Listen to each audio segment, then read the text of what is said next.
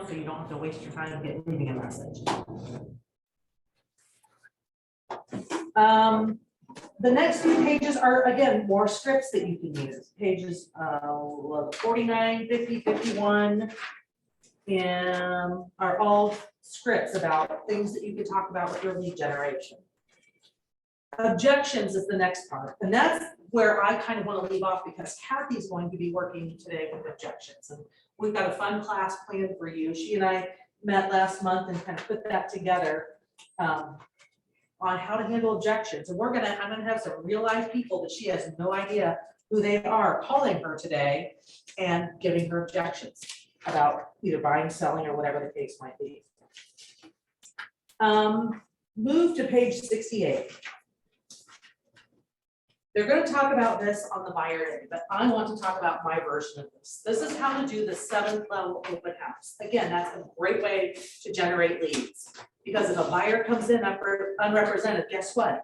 You just got a new buyer. So go down to the bottom of the page. This is how you do a 7th level open house, and this comes out of the Shift book. So this was written during the last downturn in the market when things were really rough. Any of you in this room around in the Shift? I didn't think so. It was a tough time. So you want to put a sign in the yard, letting people know you're doing the open house. So on Wednesday of that week, put an open rider, open Sunday 2 to 4, whatever it is. Then you want to put a sign in with balloons and riders. You want to get attention. So add something to that sign through the week that's going to get attention. Directional signs. Every one of you, my recommendation is to get with our sign company and order 8 open house signs that you have. Why do I say 8? Because you want to make sure people don't miss your open house. So if you have an open house in a particular neighborhood, you don't want to put one just at the entrance. You want to put one 20 feet before the entrance and then 40 feet before the entrance, both directions. Then when they get into that neighborhood, at each corner. How many of you have ever driven on 23 north of Delaware and you see the signs that say sorghum, sausage, jam, 4 miles ahead? Then you see corn, cheese, whatever, 2 miles ahead. Well, guess what? By the time you get to Mom Wilson's, you knew it was coming, didn't you? You want to think that same way when you're doing your open house, directional signs. You want to have them prior to that open house so that they're not getting to the entrance neighborhood. Oh, there was an open house. Oh, well, I'm already past it. I'm going to keep going. Does that make sense to you? So getting 8 directional signs. So when you're equipped to do those open houses, you're going to be efficient. You want to do flyers, postcards, invitations, etc. the week before. You want to put it on the MLS so that it syndicates out to realtor.com and other places that there's going to be an open house as early in the week as you possibly can. Then you want to do invitations to that neighborhood, postcards. Better yet, walk around, door knock with a flyer, hand it out. Personally invite people if you meet them. Because guess what? It's going to do 2 things. If there's another potential seller in that neighborhood and they're thinking about selling and you've gone the extra mile, guess what? Is that going to resonate to them that, wow, other agents don't do that? Also, invite those people in the neighborhood. Choose your neighbor. Invite your friends that might be considering living in this area to my open house this week. Sometimes they say like an hour earlier, so it's just exclusive, if you will. Well, and actually what this tells you to do is invite them earlier in the week. That way, then the morning of, we'll get to that, you're going to phone that neighborhood. Have Mojo pulled up and call everybody in the neighborhood to remind them. So they've been hit twice by you. Guess what? Do you think that's going to make an impression on people? Sure it is. And it says do a minimum of 100 neighbors around that neighborhood. Yeah, what did you suggest for the Mojo? How soon, the day of or the day before? It said the morning of Morning of. do Mojo. If you did it the day before, it's, do I think that's a bad thing? No, it's better to do it than not do it at all.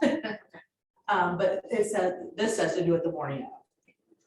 And then lastly, hold 4 other open houses in that neighborhood open that day too. Well, guess what? If you don't have other listings in that neighborhood and other agents do, even with other brokerages, give them a call and say, hey, I'm holding 123 Main Street open on Sunday. I wondered if you would consider holding yours open that day too, and I wanna try to get a couple others, because if you can create interest in that neighborhood and send people to each other, that's great. Even go the extra mile, say, you know what, I'll pony up $25 if you and the other 3 people will too, let's give away a gas card. And that way you can collect people's information that day, and then do a drawing at the end of it, and give them a gas card, even if you're just doing your own open house that day. So again, that's a 7th level open house. The next few pages, it talks about which days to do what. So it talks about, making sure the yard's in good shape, removing clutter, pruning bushes, cleaning windows. So these are things you can share with your client to make sure they are 100% ready. And then the day of the open house, what to do. On page 71, this is a questionnaire you can give people at your open house that asks them, do you currently own or rent? When do you plan to buy? How did you hear about this open house? And then you can collect their information. The other thing is, if you find that people don't want to sign in, they're on our office intranet, there are sign-in sheets that you can use for the open house. So when people come in, they sign in. The big thing is follow up with them right away. Get back with them. Find out what they're looking for. Go through those pre-qualification scripts we went over yesterday. Make sure you get them on board. You get back with them and follow up with them right away. If they don't want to leave their information, here's what I recommend. If I came up to you, Fawn, and I said, hey, would it be helpful for you if I gave you live access to the MLS? What would you think about that? I'd love it. So you know what? Let me share with you my mobile app, and it will give you live access to the MLS everywhere, not just here in this city, everywhere. Let me get your phone number. And then I text it to you, and guess what? At that point, then I've saved her phone number. Yep. At that point, when she shows activity there, I'm gonna get notified. Then I can follow up with her and say, hey, Fawn, I saw that you were looking at properties the other day. Is there anything that interests you? What are you thinking? I'd like to talk to you a little bit more about your goals and your needs. If you say, I'm just looking, that's okay. Follow up with her every now and then. You just added somebody else to your database. All right. There are some other action plan items in here for open houses and how to time block for them as well. So those are just hints to help you, but if you follow that 7th level open house, that's going to bulletproof what they're doing. Hey, Kathy. There are more scripts in here on the following pages. When you're looking for what to say, go back to this book. That's why we gave it this, so that you can sit there and digest through it and figure out what do I need to say, what's going to be meaningful today. So, we've got it all prepped with lead generation. Now you're going to show them how to convert them. You'll see. So, by the way, thank you for yesterday. Great feedback. Good. Sue, When, how can I? let Pamela know you can do it. She's gonna get some. Yes. Do you have that cord? Do you have it in your office? I don't. If I can't, that's I fine. can let me go grab, see if Pamela has it. All right, if anybody needs to take a bathroom break or whatever, we're switching drivers here. I did, it's just I don't have to remember my passwords and stuff. Hang on, I get it. Fine.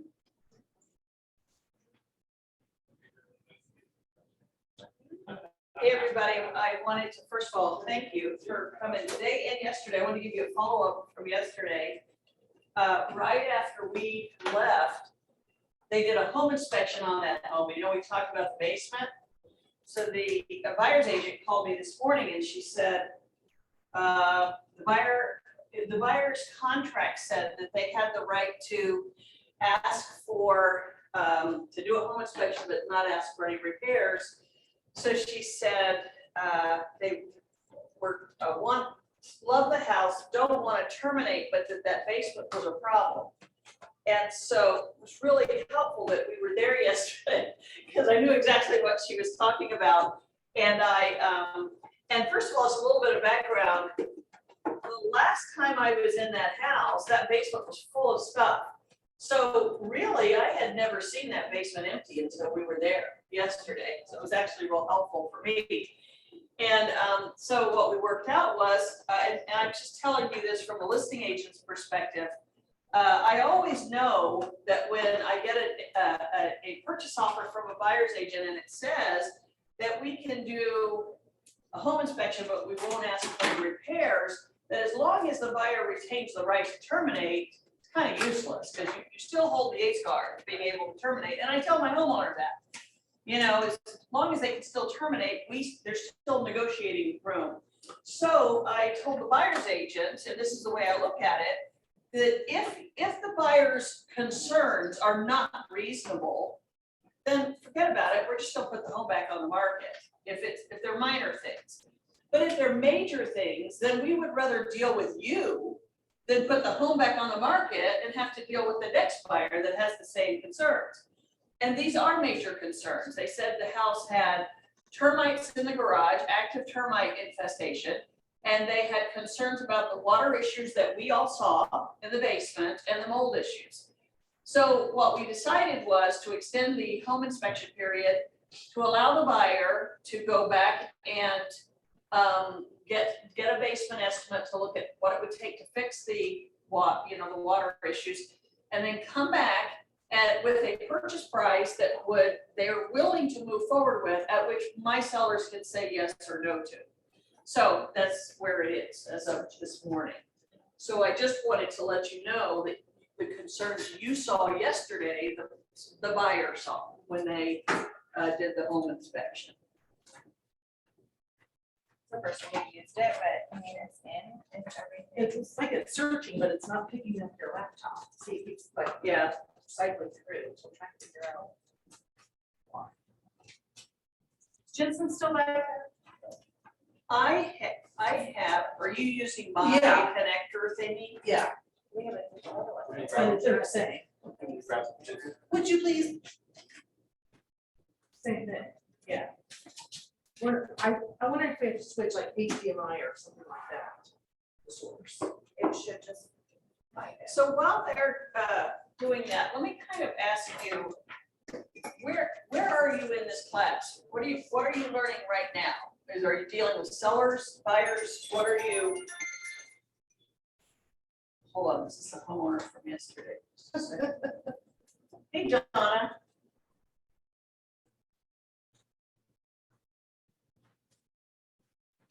Yes. It's not like that's what we're doing. Okay, yep. All right. Okay.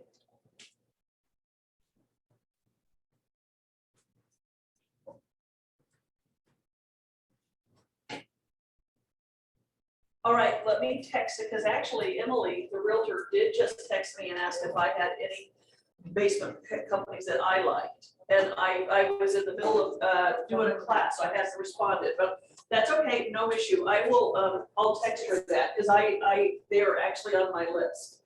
So I will, I'll text her that and tell her that's one as well that she had suggested a company called K&G Basements, which I like as well, but I will also send her Ohio Basement Authority. All right. Okay, sounds good. Bye-bye. Hey Kathy, we can put your password in for us. Yeah.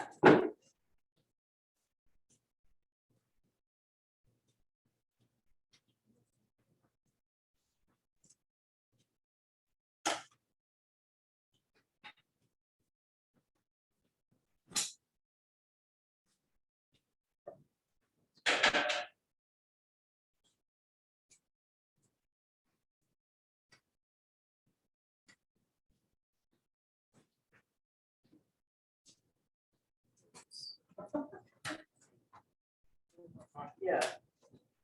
Oh, there it is, sorry.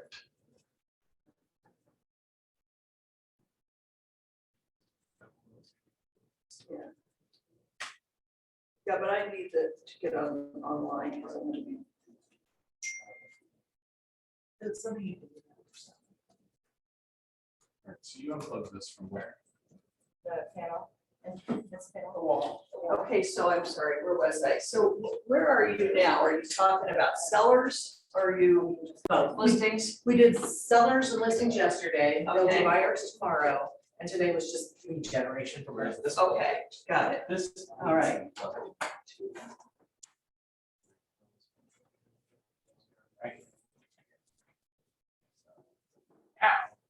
Okay, so while they're doing that, let me ask you guys some questions.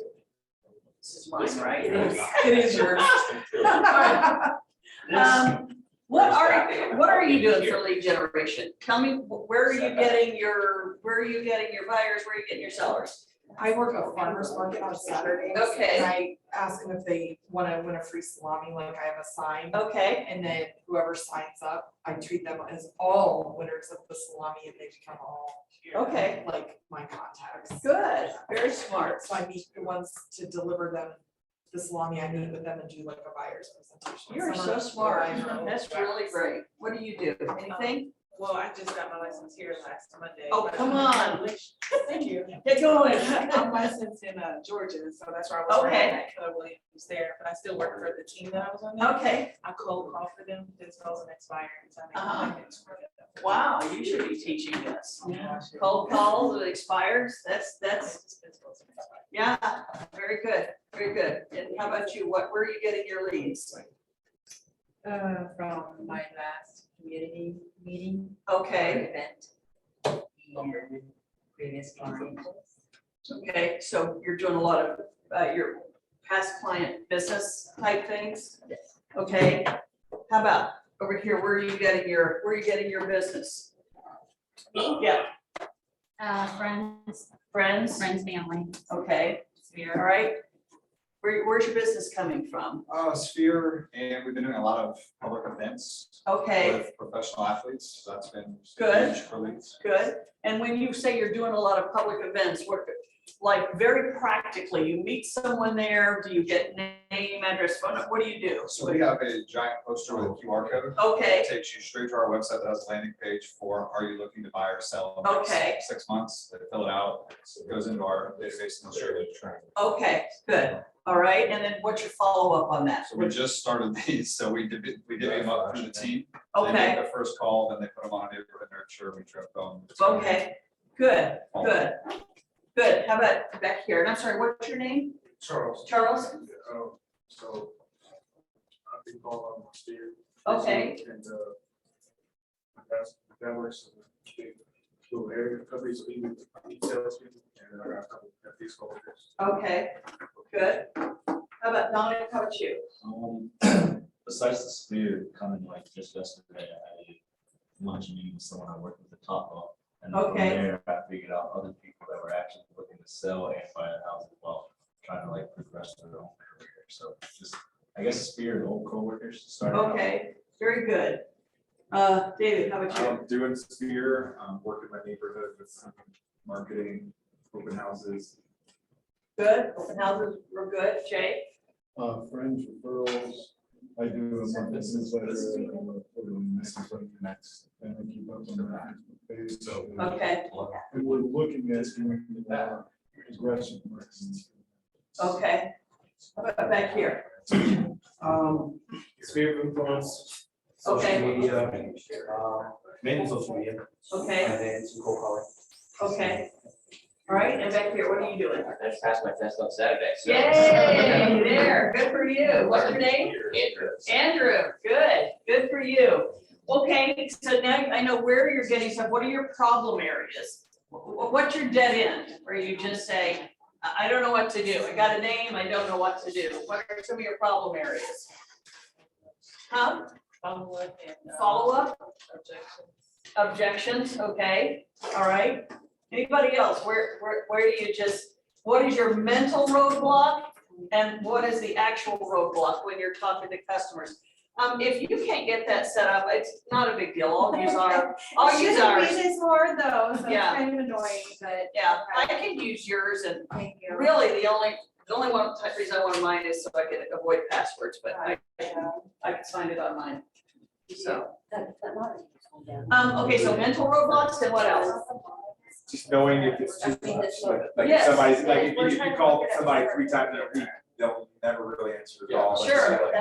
Just- Sure. just- Yeah, when are you creepy? When is it too much? Yeah, yeah, that is good. Yes, what else? Is this I have a client who wants to sell the house.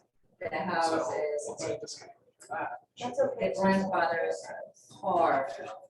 Car attached to it. Yeah.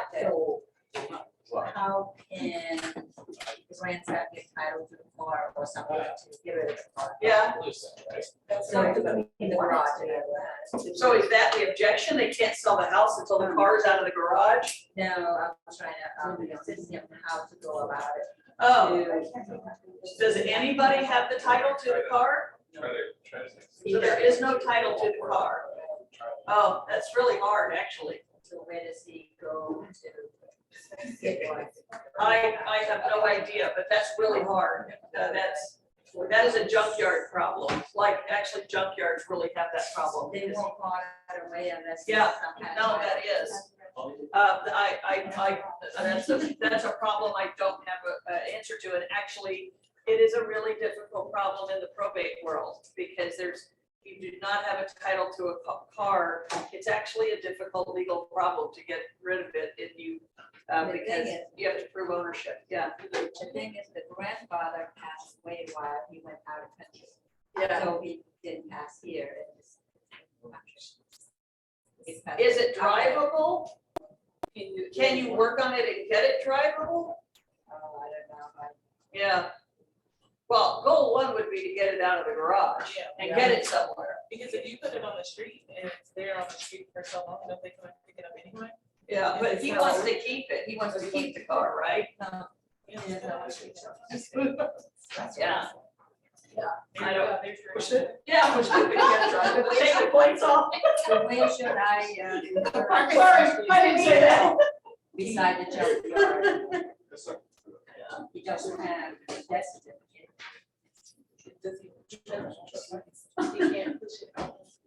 All right, well, let me start with, while they're doing that, let me start with, first of all, what we're talking about today is absolutely the hardest part of this business. And it's the part of this business that is the reason most people don't stay in this business, okay? When you're talking about self-employment and when you're talking about sales and self-employment, it all sounds really good because everybody only hears the self part. And they think it sounds so great to be your own boss and set your own calendar and have unlimited income. How many times have you heard, especially some of you have been in the business a while, have you heard, gosh, I'd love to, I want to be a realtor because I want to set my own hours and I want to be able to golf on Thursdays if I want to, and I want to own my own business. Well, that all sounds very romantic and great, but what they forget about is self-employment means there is no paycheck every other Friday, and nobody is making your phone ring. And nobody is, do you want, letterhead? Do you want letterhead with your name and Keller Williams on it? Well, you gotta pay for that. Nobody's buying your lock boxes. Nobody's doing any of that. And so the only money you make is money you generate. And the only phone that's ringing is the phone that you make ring. And so what I've often said is that the rock stars of this business are not the people actually who do the business well. The rock stars of this business are the people who are good at generating the business. In fact, if you talk to the top 1% of realtors in this business, they will tell you that very often the top 1% in the business, meaning the ones making the most money, aren't always the best at doing the business. They're often the best at generating the business, but they aren't necessarily the ones who return your phone calls.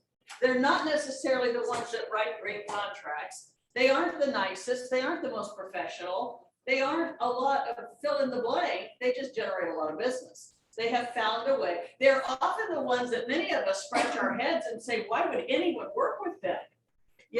But they are good at generating business. So really the key to being that top 1%, and actually my encouragement to you and your goal should be, is to be both, to be the top 1% who makes the income but is also the best at what you do, is to master this one skill, and that is lead generating. So the first thing I would tell you to do, if you want to master the skill, is not to depend on anybody else. If you're coming into Keller Williams or joining a team, and your entire reason for doing that is so that you can get the crumbs from somebody else's table, then you're in the wrong business. Getting leads from somebody else should be less than 1% of your business. I always said, I want the agent who tells me, I really don't have time for your leads. I will take them. If you need me to take them, I'll take them, but I'm really so busy with my own business that I really don't have time, but go ahead. If you want me to take them, I'll take them. That's the agent I want, because that tells me that they are so busy out doing their own thing that they really are not coming, sitting at my side and hoping I send some things that way. On my team, I get several inquiries a year of people who want to join my team. And so when we sit down to interview them, if on their list of questions is, how many leads will you give me? They're off my list immediately. Because if that is your inquiry coming in, that tells me you don't have the mindset to be self-employed. That tells me you're still coming in with the mindset of wherever you worked before, where your expectation is that your employer is going to feed you the leads. Now, that doesn't mean that you can't subscribe to good lead sources. Does anybody here pay for leads from any source? I'm sorry, what's your first name? Ben. Ben, I know you, I'm sorry. Ben, tell me about that. Tell me who you pay. Is it a good lead source for you, and how do you convert them? Yeah, so I paid Realtor.com, Okay, pretty common, and you Yeah. have to pay by the zip code. okay, And they have different spots, so you have slots. So okay, if you want 43230 in Indiana, they may have 4 or 5 slots, you gotta pay for those. So those come in, on average, maybe 1 or 2 a week that I'm getting by that, but the issue is the conversion, because not every lead is gonna be really good. So that question that you're saying about time, I'm trying to debate my time of it. Do I spend time with my sphere of influence that knows, loves, and trusts me? Or do I go with these cold leads and do it that way? But it is a balance of time of which one's gonna be more valuable and how do I advance that? okay. Now I'm gonna pick on you here because this is real life experience. I want you to hear this. Because one of the questions all of these agents has is it worth spending money on those leads? Isn't that correct? You all are sitting here saying, we get these ads, we get these texts, we get people asking us, we get the pop-ups from Realtor.com. So do you mind telling this group, what do you pay for those leads? Right. And is it a worthwhile expense in your business? I think for anything, unless you put enough into it, whether it's time or money, then it may not be true. Okay, I feel like a lot of times what you just said, paying just to get leads is not gonna be the answer if you don't have a system to take care of those leads. so, okay, and I'm sorry, I'm gonna break it down for you. So you're saying you get 2 a week. Yes. Walk me through that. You get a lead, what do you do? Second I get a lead, it's usually a text or an email directly from Realtor.com.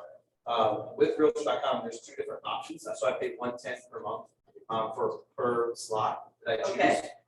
There is a more expensive option, but they offer that same lead to different agents. So whoever reaches out to me first, that becomes the lead. Does that make sense? Yeah. So Okay, and I'm sorry to interrupt you, just to make sure. So if you get them first, nobody else gets that lead, correct? Okay, so Ben, you jump on it first, you got them, you call them and does that person know you're calling? And what kind of lead is it and what is their response? So it's typically a pretty cold lead that they just went online and just said they're looking for a realtor. And so I have a script that I usually use for depending on the lead and essentially just, inquire what their information is, and then we have a follow-up call after that to talk through if I find that they're gonna be a good lead or not. Okay, yes, So did you use Obsidy? I don't.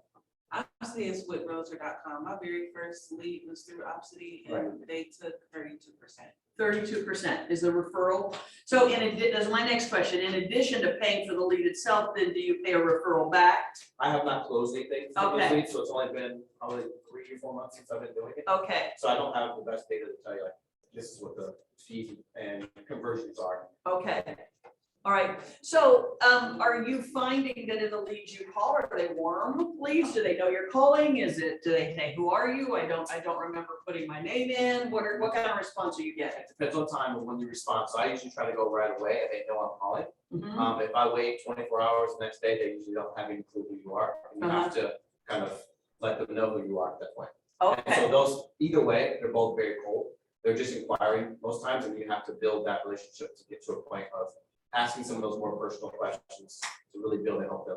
Before you start showing houses, before you do anything else, really getting to know them and know what their process is like. okay, good. Anybody else have lead stories? Yeah, Facebook command ads. okay. How's Um, that working for you? I'm happy and consistent. I'm trying to get on the Okay. ball with that. And then there's a guy who did a class through Keller. He's widely regarded, Nick Baldwin. Uh-huh. If anybody knows this guy, he's his special thing. He was a bold character too. At one point, he does like a class where you pay him, and he's a rock star to teach you how to use command a little bit more effectively and drive leads with their lead, so there's at least some intent, the realtor.com taps, the side button, talk to a realtor, show me the house today or. Sure. This Sure. one's, people have to fill out a form, there's some form of, email, phone number, agree to be contacted, enter. So they've Okay. actually gone through a form rather than just clicked it, and you get their info and it populates command, and you can instantly set them up on smart plans. Okay, I haven't been consistent. For me, if I do $100 campaign, get anywhere between 20 leads to 50 leads, if you do it right for $100. okay, Your Facebook leads, they say, that the conversion rate's 1 to 2%. yeah, You do that all year long consistently, you close a couple deals. It's marketing, it's not prospecting. okay, These are habit nets, and he also, this is actually a little strange, it's a little bit of a non-disclosure, but this guy Nick, who does these courses, will sort of hawk for this other support. It's almost like an ISA, the Internet yeah, Service Assistant, and Conversion Monster. yeah, So I signed up with them. Again, I haven't got anything consistent going. yeah, And they have a plan to follow up with people 72 times in a year for you. And they're a part of your team. They come up with your team. Stuff like that. Did you So set up calls for me? Oh, okay. I don't know, just wait, I'll let you know, I'll send someone back, okay, okay. I may not need them daily, because I'm actually gonna do some real calls with my clients on my phone. Oh, yeah, okay. I didn't know you did that, so I was gonna, I actually have some people to call today. Okay, well, that's I'm gonna do it on my phone. Okay. Okay, anybody else have lead stories? Anybody with leads are getting and want to give the class some feedback on how those leads are going? Yep. Remember, one of the Garden Loop property? Yeah. That my client bought, you were the listing agent? Yeah. And you remember me? That was an outcity lease, Okay, and she was ready to go. okay, So when I answered that call, and then she wanted to view the house, and then I took her, make an appointment, and went the next day. okay, And she already knew that she wanted that. okay, all right. All right, so here's what I'm already hearing and listening to you, is that there are, what you've got are, those are very cold leads, because they don't know you they don't know you at all. Except they filled out a web form of some sort, and then all of a sudden you are calling them. And then there are warm leads that come from some sort of marketing initiated by you. I love the idea of meeting people in person in the salami, or in this case where you are, it's a cold lead in the sense that they don't know who you are, but you know they either have or had a need because their home was on the market, or their listing expired, or they're a for sale by owner, so they have suggested a need out there. Obviously, the person who is going to be most open to some sort of phone call from you is somebody who has in some form reached out and said, I have a need for real estate services. That could be an open house. They've walked through an open house and they said, I'm just looking for a home. That's a whole other class on how to do open houses so that you can turn those people who come into an open house into your, to a contact list. But what I hear from all of you is, and what all of this should feed into, is some form of database, first of all, that you are going to purposely and time blocking every week, devoting your time to be able to follow up with. So the first thing I want to show you is, this is one of the reasons I asked them to pull up my, it's on my computer, because I want to show you something. I want to pull up for you my calendar for this week, because I want to show you that, and I'm going to go ahead right now and apologize to you and all of Keller Williams, because I don't use Command for my data management. And it's only because I'm old. I've used Top Producer for 10 years, and I've got 10 years of data on it. And until I know I can jump off the cliff into Command and all of that data goes with me, I just can't do it. I can't pull the trigger yet. And so I said, I waited till Zayla was out of the room. But if you look here, you can't see it here, but this says top producer, top producer, top producer. So if you were to add this up, it's probably 6 to 8 hours this week, which I have set up. What I do is on Sunday night, I look at the white space on my calendar and time block where I'm going to do top producer, or in your case, Command, top producer. I don't leave it to chance. I don't hope I have enough time. I don't wake up every morning and think, boy, maybe today I'll have some time to make some phone calls or turn some things around or pick up some leads. I time block so that I know that that is top on my list this week that I'm going to make contact. I have done this for 25 years and I still do 6 to 8 hours a week of picking up the phone or picking up my pen and writing letters and sending emails and making contact with people, because that is the lifeblood of your business. And if you do it sporadically and you get all excited and do it 1 week and then you don't do it for 3 weeks and then you decide maybe I'll buy some leads and then you make a couple phone calls and then you don't do it for a month, you're just never going to build a business. Yes? Is that time that you're blocking for just lead generation, or are you also doing like current client follow-up?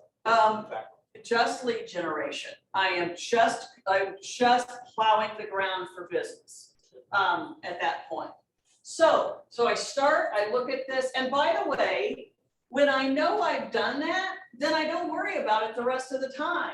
I don't even think about lead generating in any of the other time on my calendar, because I know I've got it blocked off for those days of the week. And then I am so blessed to have built my business to the point that I have a full-time ISA who sets up appointments for me. He knows that these times are sacred. He's not going to book appointments. He has my calendar in Phoenix, and he knows he's not putting appointments there. If he has to, he calls me. Kathy, I know I see you've got top producer on Friday at noon. I've got someone, the only time they can meet is 11. Can I take an hour from you? So again, though that is time that is set aside. I go the rest of my week, do whatever I have to do, but that is just like a listing appointment to me. Those are times that I tell myself I am parking at my desk, I am picking up my phone, and I am going to begin to make phone calls. Yes? That's where you start. Yes. As far as their calls. Yeah, that's the next thing. Thank you. So the next step is, she asked, where do you start? You know what you're gonna do. Where do you start? Come on, then, cut off. So that's where you go to Command or top producer, that's where you need some sort of a data management system. So what I use, this is what I use. I'm not selling this. Don't use this. Use command. But this is what I use is a system that every day gives me tasks. All right. Is it up? Okay. Every day is already telling me what I need to get done today. It tells me that I have 20 tasks of what I call follow-up. Those are people that I'm actively pursuing to list a home. At some point or another, they've told me that they're interested in listing home. I have 18 past clients. Every time we sell a home, we put them on a 7-year follow-up where they're getting, can't even tell you, I think it's 8 contacts from us a year. So I have, it says here, I have 18 of them to follow up, and I've already done it this week. But right here, it tells me how many anniversaries, birthdays, house anniversaries, anything like that, that I have to do right here. So before I get to this, I'm gonna talk about right here. The biggest part of this kind of contact is being prepared for it. Social media is a great help to us in telling us when people have birthdays, anniversaries, graduations, having babies, having kids and all that. One of my first things I do every morning is stalk social media to gather and collect intel on everyone to add to this database. This morning, I found out, hold on, let me see where they are here. Right here. See, I did all this morning. These are all people I already got this sent stuff out this morning. But let me show you right here, just to give you an idea. These are past clients of mine right here. So if you go up here, it says, what are the important dates in their life? Well, I was doing Rick Bridget's birthday card, because his birthday, I don't know if you can see it from there, but his birthday is July 26th. So I was getting his birthday ready, and I realized that that's also their wedding anniversary, because Melissa put on their Facebook page that they were heading to Hawaii for their anniversary trip, which was coming up July 26th. So I added to top producer that that's also their wedding anniversary. I didn't have that on there before.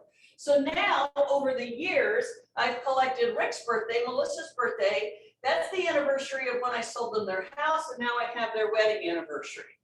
So that's 4 contacts in a year, in addition to the 8 my team does anyway. So they're going to hear from us 12 times this year. 4 personally from me in a stamped envelope to Rick Bridget, that's his birthday card. And oh, by the way, here's your anniversary card that's going out today in the mail. Okay, and that's just because I was on Facebook this morning doing this. And why can I do that? Because I keep stamps with me. I buy these by the hundreds, and I have this in my office all the time, in which I have a card for everything. I buy birthday cards by the dozens off of Amazon, hundreds of them a year. I have thank you cards by the hundreds. I have anniversary, baby girl, baby boy, congratulations. This is all anniversary. This is all thank you. This is all sympathy, congratulations, birthday, baby boy, baby girl, graduation from high school, graduation from college, congratulations on your new job. It's all here, okay? So one of the problems you'll face is because you're not prepared, because you don't have this stuff, you see that it's your past client's wedding anniversary coming up, or you know it is, oh, I've got to stop at CVS to get a card. You never do it, and then you don't send the card. 90% of this is preparation. Go on Amazon today, buy, it won't, I promise you, it will not cost you, sorry. It will not cost you more than $100 to stock yourself with every version of card, and it doesn't have to be a $7 card. The birthday cards that I use, I get 25 to a box, I think, for $16. And so you get them, make sure you have your stamps, get everything ready, and you begin your arsenal to have ready to do. So a lot of that, again, time blocking your calendar and then being prepared for this. Now, is that old fashioned? It is absolutely old fashioned. Is it appreciated? You better believe it. While everybody else is putting likes and happy birthday, they go out to their mailbox and have a card from you. And you know how Facebook gives you the birthdays a month ahead of time? If you were to look on my desk at home right now, you would have you'd see birthday cards lined up a month ahead of time for my clients. All I do is look and sit on Sunday night while I'm watching Netflix and doing birthday cards. And I line them all up, and each week, Sunday, I put stamps on them and they're going out in the mail. So again, it is purposeful, it is planned, and it's so darn easy. All you've got to do is make it a part of your day every day that you're going to begin. So while you're collecting information for the salami, get their birthdays, ask them for their birthdays while they're on there. When you're looking at your social media, also make note of the birthdays, make note of the wedding anniversaries. Somebody dies in the family, there's sympathy cards in here where you send them a note. I'm sorry to hear about your nephew. I'm sorry to hear about your grandson. So again, hey Matt, how you doing? So it's got to be purposeful. I don't know where this went. Do you mind if I ask a quick question? Yes. What does your workflow look like in terms of, all right, so I know I have a bunch of birthdays, you Yeah. like go through manually, do you have like a reminder somehow? This is what the top producer is and command is. You'll get to know command. Every realtor should have some sort of a data management system that is on autopilot that tells them every day what to do. Because here's what's going to happen. Your sphere of influence or this list you're getting through doing open houses, it's going to begin growing. My list is now 5,000 people. I have 5,000 people, I think, or more on my list. There's no way. I don't remember who I met with last Thursday. Okay, so there's no way you're going to keep up with all of that without making regular data inputs.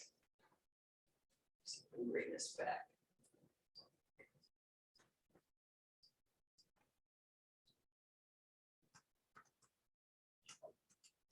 You know what I'm gonna do? I'm gonna skip, let me just jump over to my computer.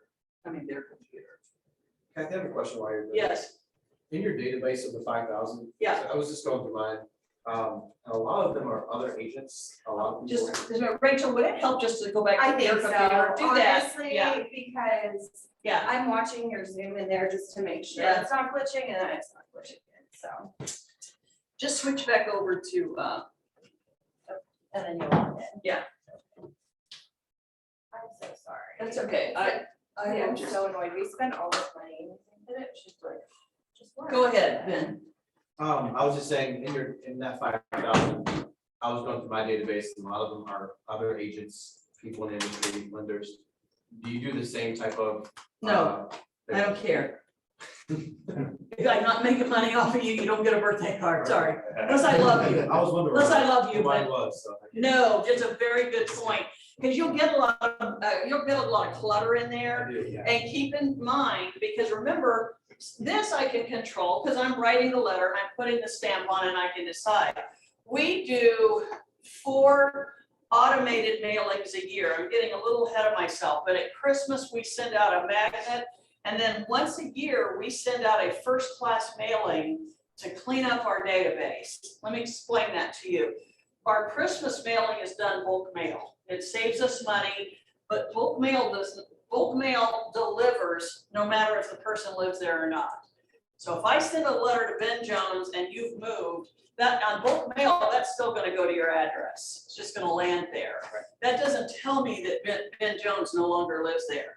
So once a year, we send out a mailing to 5,000 people, first-class mail, because first-class mail is required to then notify us that Ben Jones doesn't live there anymore. Right. It cleans our database when we do that. Then we go back in and we delete and change and find out where Ben Jones moved and all of that stuff.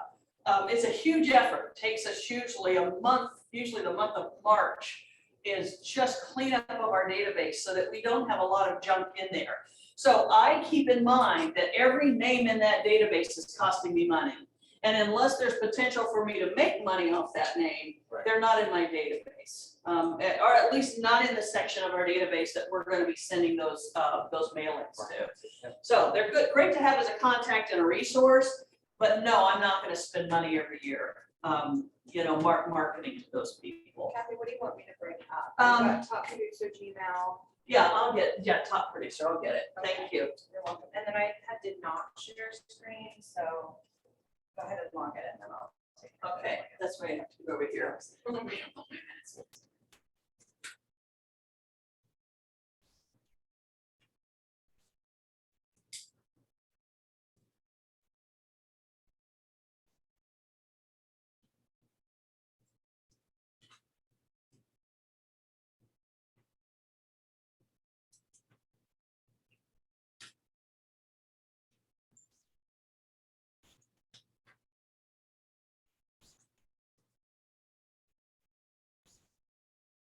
Okay, it's on share screen right now, so you can just go ahead and log in. Okay. Yours on the share.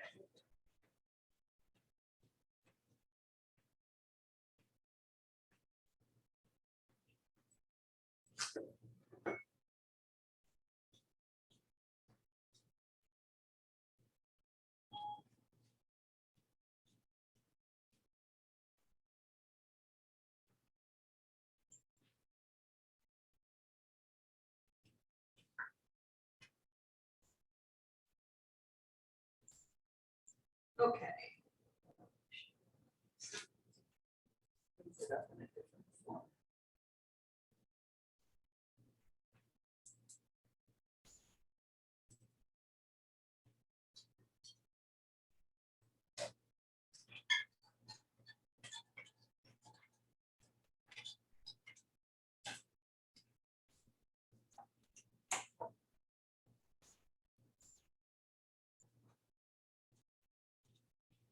So the first thing and most important thing is you've got to have a system and you've got to commit to it. And when I say commit to it, I mean for years. I don't mean for weeks or months. This has got to be something that you say, my business depends on this. If you're not, let me tell you, when you mentioned going and hearing speakers, and you go to these seminars that give you great information on building your business and lead generation, and you come out all excited and I'm gonna do this, and you give it a great push for a week or two, and then you forget, you stop doing it.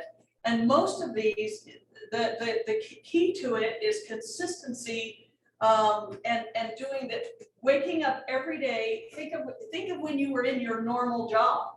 You couldn't just get up on a Wednesday and decide I'm not going into work today because I don't feel like it. That was your job. This is your job. Every day you get up and this is your job. And so when you look, and this is what I tell people, a lot of it is not fun. I do not get up and look forward to this every day. This is not fun, but I recognize that this is my job. This is what I have to do. And here's another thing I'll tell you, is a lot of it is a very long-term payoff. Some of these people I have been talking with and writing and sending emails and sending birthday cards for years before I get a response. The house we were in yesterday, I began working with those people 2 years ago.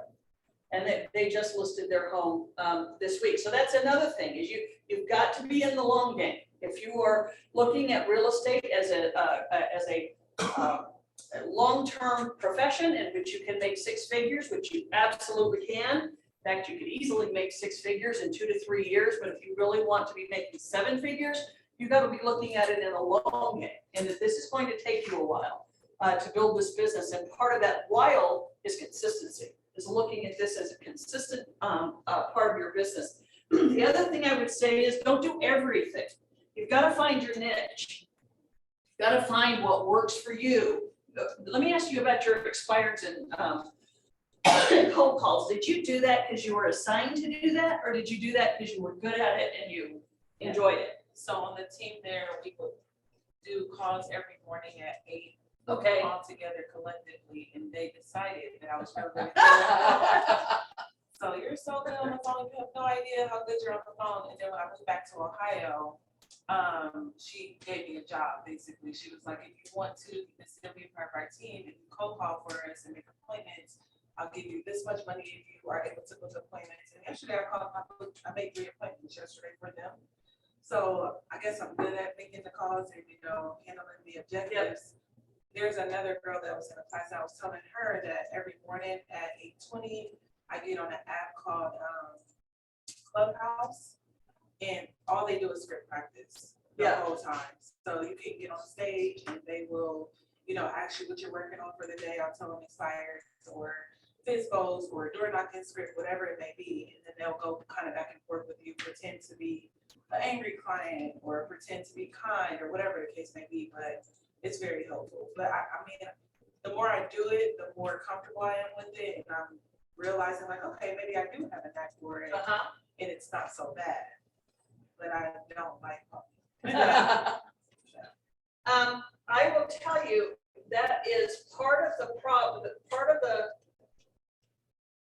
process is really finding where your niche is. I'm sorry, I remember my MLS password. Part of the process is, I think a lot of us jump to the conclusion that we don't like it right away. Because I decided I didn't like it, but it was only because I wasn't used to it. It makes me uncomfortable. And you don't know what somebody's going to say when they answer the phone. Sometimes they're really rude, they hang up on you. But at the end of the day, I'll call them back. yeah, You just have to understand that you can't control what they do or what they say. No. And just keep going, keep calling.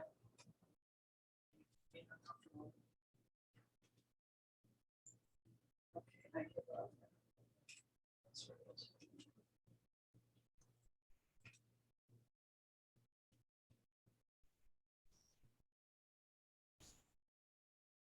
Text great. And let me first tell you that some of us feel like we must be doing something wrong because it's hard. And the fact is, it is hard. Got it, comma. What is our MLS password? Question mark. Did it change? Question mark. It is hard and it's not fun. And sometimes people are nice and sometimes they're not. And sometimes people are in a hurry and sometimes they're impatient and sometimes they hang up on you. But again, that's part of the process. And that's part of the reason why it's easier to call warm calls. It's easier, with when I got my license, and this is going back all the way to 1996, I was sitting in classes with a young guy, and that was just when websites and all this were coming out. And I remember he was all excited because he was telling me how he had already gotten a domain name. I didn't even know what a domain name was. And he was talking about how he was going to get internet leads. And I was thinking, I'll never make it in this business because I don't even know what a domain name is. And I don't know, all this stuff in this business is going to be way ahead of me. And by the way, he's long out of the business at this point. And I learned in that process that we can have all the technology we want, but it's still a business of relationship. And so what I did was begin building my business on what I was good at, which was teaching, training, and doing relationship. And what I've learned even now, this far into the business, is even 25, 30, 35-year-olds still value relationship. I mean, they might communicate differently. They might prefer text over a phone call, or they might They might deal differently with you, or they might buy a house visually as opposed to reading about it. All those things might be different.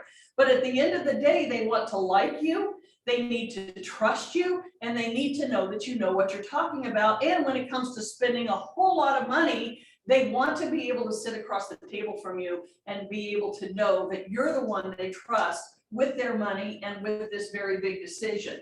So when in doing that, technology doesn't take the place of any of that. You have to be able to do that when you're making these kinds of decisions. Let me see what you told me.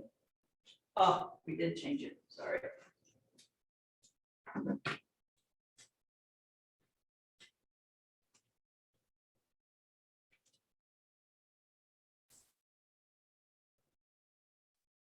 All right, I'm going to show you something here real quick.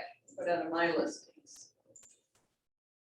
Just to show you a cause and effect here.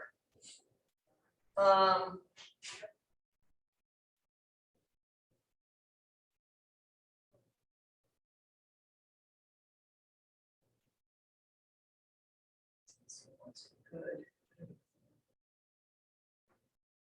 Let me try this one.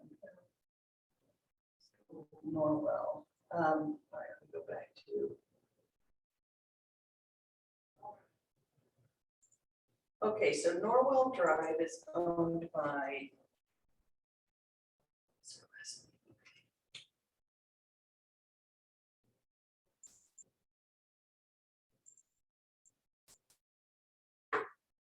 So this is the couple, I have their home listed right now.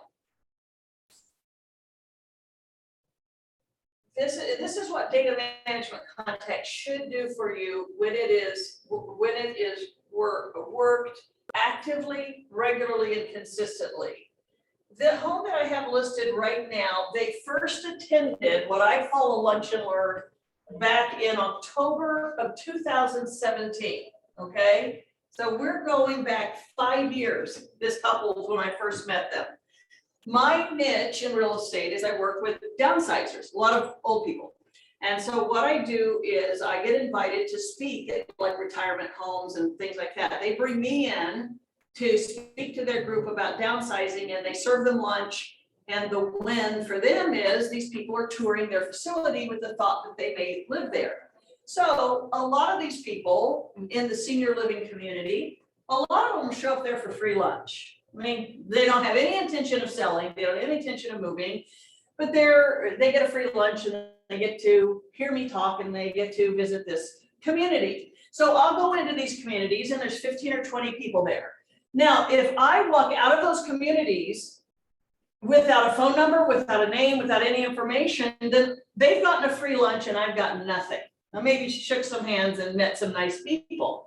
So what I do is I hand out my registrations. I offer something free. I usually give them a copy of my Got Stuff Get Help book, or I give them some opportunity free, and they love free stuff, so they'll usually fill something out. So what my data says is that this couple attended the lunch and learn in October of 17, and then it says that they asked for a CMA, but they didn't leave a phone number. And so then it says that I contacted the Lunch and Learn Retirement Center, asked for the phone number and made contact. And so it just keeps going with all of our contact. It says we mailed them a magnet and a card at Christmas.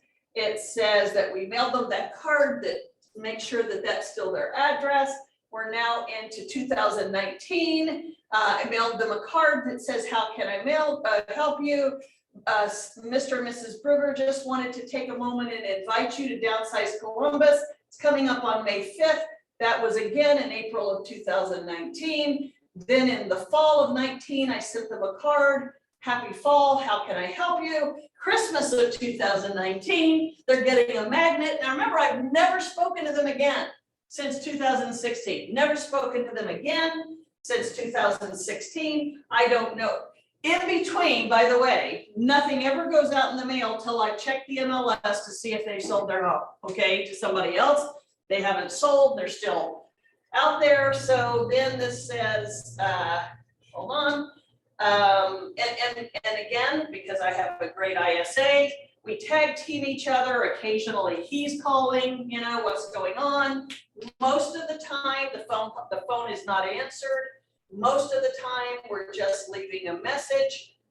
Let me see what's happening here. COVID hits. We're sending out a COVID card. How can we help you?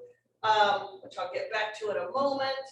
And then another thing I do is I do letters where I update them on the value of their home.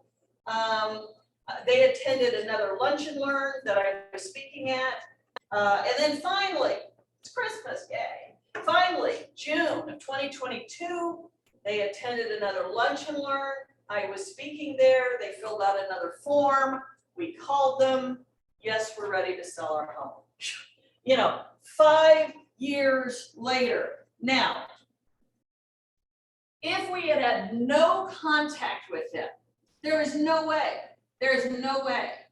But they picked up the phone and they called Brandon and said, hey, we've been getting your stuff. Yeah, we're ready to sell our home. Did you have Kathy come over and talk to us? This is a long game, folks. This is a long game, okay? And you have to be prepared for the long game. And you've got to have a plan for that long game. You've got to, even as of today, if you have 100 people on your list, okay, it doesn't have to be 5,000. You have 100 people. You have to have a plan to do two things: to grow that list. That's your database growth, however you do it, and you've got to have a plan for how many times am I going to contact them and what am I going to say when I contact them. So let me address that. What do you say to these people? I mean, you don't have, keep it for 5 years. We never heard from them, okay? They didn't respond. They didn't say thank you. They didn't say stay in touch with us. And let me tell you, therein lies a problem right there. Because all of us, very few of us are born salespeople. Very few of us just love the thrill of the chase, okay? Very few of us love rejection, just love making those phone calls. I can hardly wait to do this. Very few of us do. In fact, did you know, I read this about a month ago in Money Magazine. Did you know that the highest percentage of job openings out there are sales positions that are also the highest paid positions out there? In other words, the chances of making the most money in the country right now have the highest unfilled job positions out there. Why? People hate sales. They do not want to go out and door knock. They don't want to be told no. They do not want to go out there and risk rejection, even if it means you'll make $2.8 million a year doing it. They don't want to do it. So you are in a unique breed that says, I'm willing to take the risk for the reward. So in the process of doing that, you have to have the ability to say, okay, how do I do that? In what way do I do that? And am I willing to go do that? So let me tell you some things that I do that are sort of my pattern and my template. First of all, I always offer them something. People, the thing that shuts people down, if you can just know in your head that people are inherently selfish. In other words, they don't care about you. One of the things that makes me twitch and kind of just do this is when I get on those Facebook pages that are telling you how to write these letters and send 100 of them out to your neighbor, and they're expecting all the neighbors to come back, and the letters are all about me. I'm a great realtor. I need listings. There aren't enough homes on the market. Can you help me? Do you know anyone who's thinking of selling?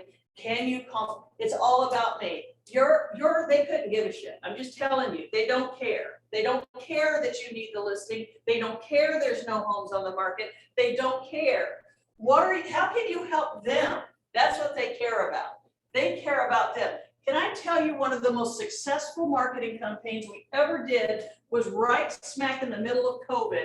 And we sent out a postcard that says, how can we help you? Do you need water? Can we deliver food to you?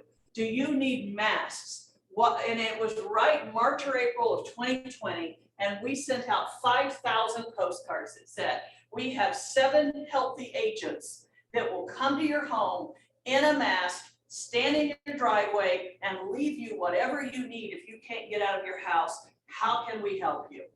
And we got phone calls and emails and thank yous. And we have gotten at least 3 listings from people who said, I remember in the middle of COVID, when you sent us a postcard and said, how can we help you? And I told my husband, when we list our home, we're gonna list with them. We never mentioned houses. We never mentioned, can we sell your home? We said, and we delivered more cases of water. And Jill Campbell's daughter sat at a sewing machine and made masks. And we delivered whatever we picked. We went to pharmacies. In fact, it got annoying, quite frankly. I think we got taken advantage of. But still, we put it out there and we delivered water and picked up prescriptions and delivered masks in 5 counties. We went everywhere simply because we sent out a 5,000 postcards saying, how can we help you? We recognize this is unprecedented times and we have 8 healthy agents and we will use safety precautions and we will come to your home. What can we do? Yes. So this is kind of on for the birthday card kind of situation Yeah. as well. Are you putting a business card, or are you writing it as Kathy, or are you writing it as Kathy's It's- realtor? No, it's personal. It's a personal business card. Now, it's a very good question. It is a personal handwritten card that you would buy. It's actually a Hallmark card that I just say, hey, Rick, Sally, whatever, happy birthday. Hope you have a great year. Now, the only thing, the return address label does say Kathy Chiero, Keller Williams, Greater Columbus on it. So they know it's from me. But no, it's not a business generated card. It is a personal card. Everything from me is a personal card with which by the way, is another one of my pet peeves. When they say, when I see in these private Facebook groups where they are told to send out 1,000 of these letters, and they say, make it stand out by making a red envelope or a blue envelope. I'm thinking it's gonna stand out from the mailbox to the trash can. Right. And it's not going anywhere, you know? This, Rick Bridget's not gonna throw this away. You know, he knows it's from me, it's got a stamp on it, and I've handwritten his name. He's not gonna throw that away. He's gonna open it and read it. I do not put my business card in it. The only time I didn't bring one with me. Oh, this is one of my favorite ones I said. This is an easy one to do. If anyone on your, in your sphere of influence owns a home, which a lot of them do, order one of these. And I'll pass this around, you can look at it. This is a house anniversary card. And it is a card for it is a card for the anniversary of the ownership of their home. And mark it in, here, I'll pass it around. Mark it in command on the anniversary. Everybody on my list gets a card on the anniversary of the ownership of their home. And it simply says, happy house anniversary, tell me when it doesn't fit. And I leave a room for a little note and I've had people just say, I can't believe you remembered, we've been here 10 years. And I think, yeah, I remember. Yeah, that just struck me when I woke up this morning, you know, that they've been here for 10 years. So, but again, it's little things like that. Hey, I hope you're enjoying your home, Kathy. The only other thing is I do have cards. I didn't bring any. Well, again, Vistaprint, my best friend. They're just little cards that say the Kathy Chiero Group on them. I use them for everything. I'll just write a quick note. Hey, I'm thinking about you today. Was in your neighborhood over the weekend. Hope you're enjoying your home. Stick a business card, sign your name on it. This is not rocket science, okay? This is just a quick note. Now, let me tell you also, it doesn't have to be a handwritten note. In here, I will tell you, these are some of my templates I use, my go-to templates. Remember I said, you need to offer them something. At least once a year on my, what I do is I send them all an email updating them on the value of their home. People will always read an email if it has to do with the value of their home. If the subject line says it's personalized, updated value of 123 Main Street. they'll always open it. So my template says, I like to update my friends and clients on the value of their homes. We're still seeing a brisk sellers market in Central Ohio. Upper Arlington, again, is personalized, continues to see brisk sales and appreciating values. I've attached a list of all sales that sold in your neighborhood in the last year. Even if you're not planning a 2022 sale, would you please pass my name on to friends and neighbors who are considering a move? We do have a critical need for homes on the market in Central Ohio. And just a reminder that I and my team members are here for any of your real estate needs. Please let me know when you're ready for an in-home analysis of your home's value, blah, blah, blah. So what I've done is I've offered them something, I've given them a reason to open that email, because I'm sharing them not just overall value of homes, but I've actually done a CMA of their neighborhood, of their home, specific to them with a PDF that they open. Is that time consuming? It absolutely is. You're doing one home at a time, one person at a time, specific to their neighborhood, specific to their square footage. But again, that's why they're opening the email, because you have taken the time to specifically do something for them. And that's the reason you'll get the response that you do. There is no way to give individual attention in a mass form. And that's what I see a lot of these things trying to do. They're trying to make it easy for you that you can reach 3,000 people in 30 minutes. And you can, they just won't open your email. They won't open your text. You can reach that large group of them. So again, it needs to be purposeful, and it needs to be, you need to have a long view of it. Do not get frustrated when they don't respond, and don't stop. My other motto is go till they say no. This is another. The other thing I'd be sure and do is I go back and read my past notes, because I want to make sure that I address, every time I talk to a client, I add to this note. This is a couple that I met with years, I think I sold them their home years ago. Yeah, my notes here go back to 17. Any email I send them, anything like that, we add to this.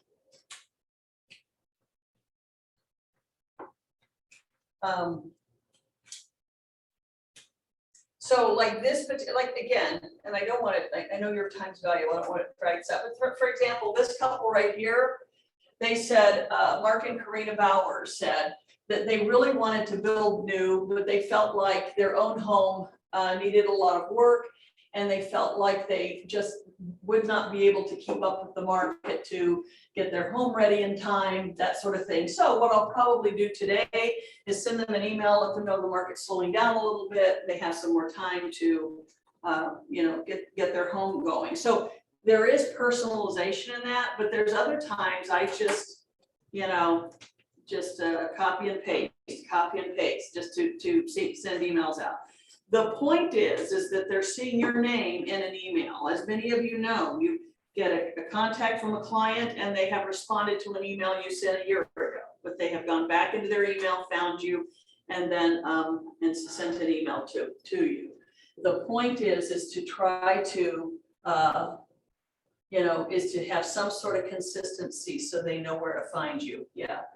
You may cover this later, but what is your process of getting phone numbers, addresses? I know you do it over time, but like what is that? Yeah. And that's a very good question, because I was real lazy at it.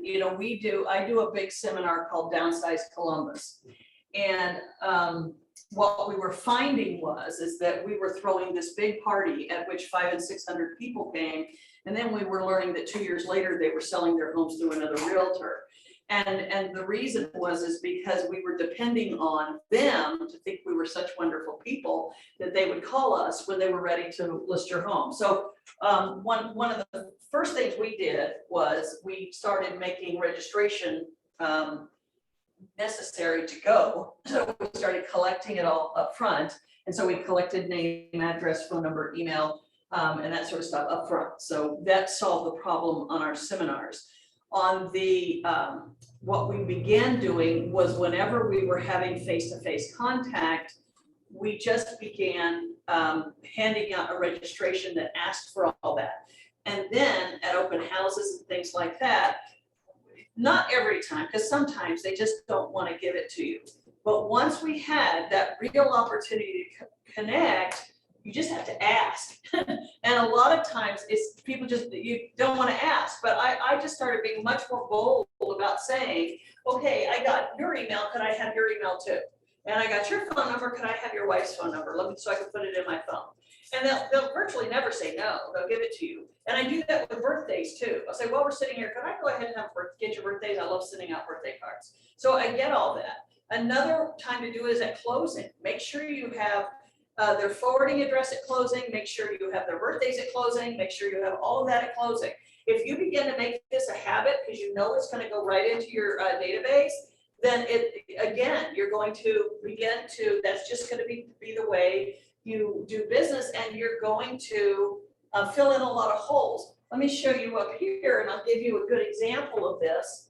I can always tell my really, really old clients, like that have been around for, that I sold houses to years and years ago, right here, because I have no contact method. You know, you see them up here and it says no contact method. That's how I know it was 15 years ago, because I didn't keep that information.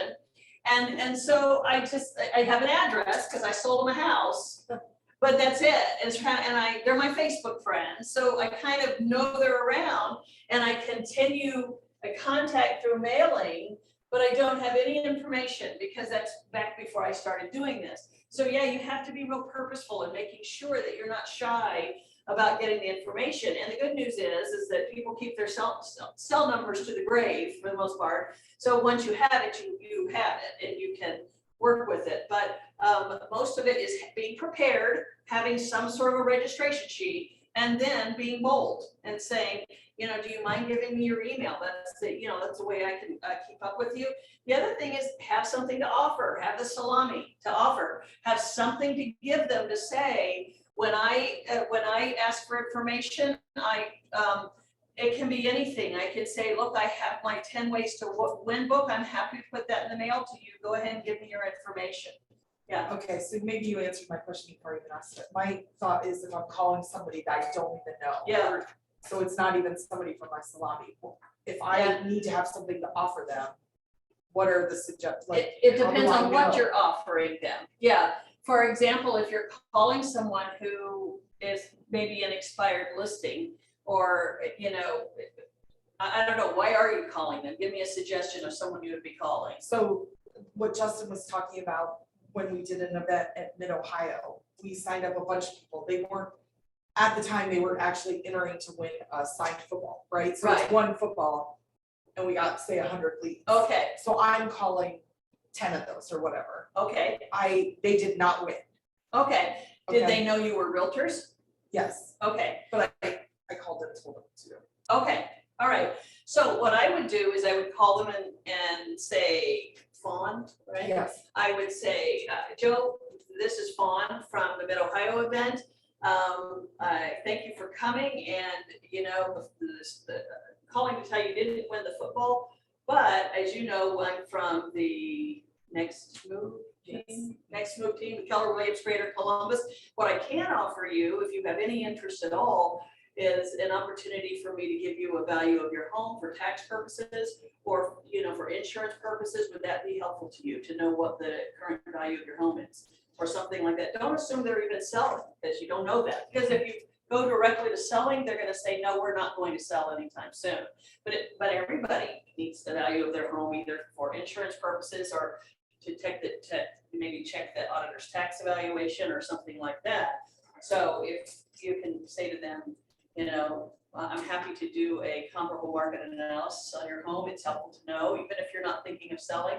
That's a good number to know, so you can check your insurance or measure it against what the auditor is saying your home is worth to make sure you're not overpaying taxes. Would that be helpful to you to know that? And so what are you doing? You're offering them something. You're not saying do this for me. You're saying do this for you. Now, let me tell you something, which by the way, I call that my $1 million phrase, because I've literally made $1 million saying it, is, would that be helpful to you? You're not saying, can I do this for you? You're saying, would it be helpful for you to have that information? To do that. And again, in that case, since they didn't come to you with a need to sell their home, I would leave the sale of the home completely out of it. Because if they need to sell their home, they're gonna bring it up. And if they don't need to sell their home, they're gonna tell you they don't have a need. But if all you're saying is, would you like to know the value of your home? Well, they might wanna know that, whether or not they're ever, have any need to sell their home. So you're finding a different reason to do the same purpose, and then you get in the database and you put in where you met them, why they needed the deed, and, and then you say to them, and by the way, I'm going to, put this in, you don't even need to come to their home. I'm going to send you this information in an email, which gets you their email if you don't have it already. I'm going to give you this information in an email, and by the way, this is another thing for all of you. You should have something free to send somebody. Whether it is a resource list for getting your home fixed up, whether it is, whatever it is. You guys should have something free to send someone. If you ever have a need for, resources to fix your home up, contact us, because we have a resource list we'd be happy to send you. Or anything like that. You should always give them something extra that gives them a reason to think of you when they have a need for real estate. Then what do you have? You have someone that you have given them a value. Then you put them in your database. You find out when they bought their home. You put them on a list to get an anniversary card for the date they bought their home. And then a year from now, you're going to update them on the value of your home. You're going to say, this is Fawn, and I spoke to you a year ago, and you sent you your home value, and I just wanted to let you know that your value this year is, and then you give them a new value of your home. So you begin building traction with them to give them multiple contacts through the year.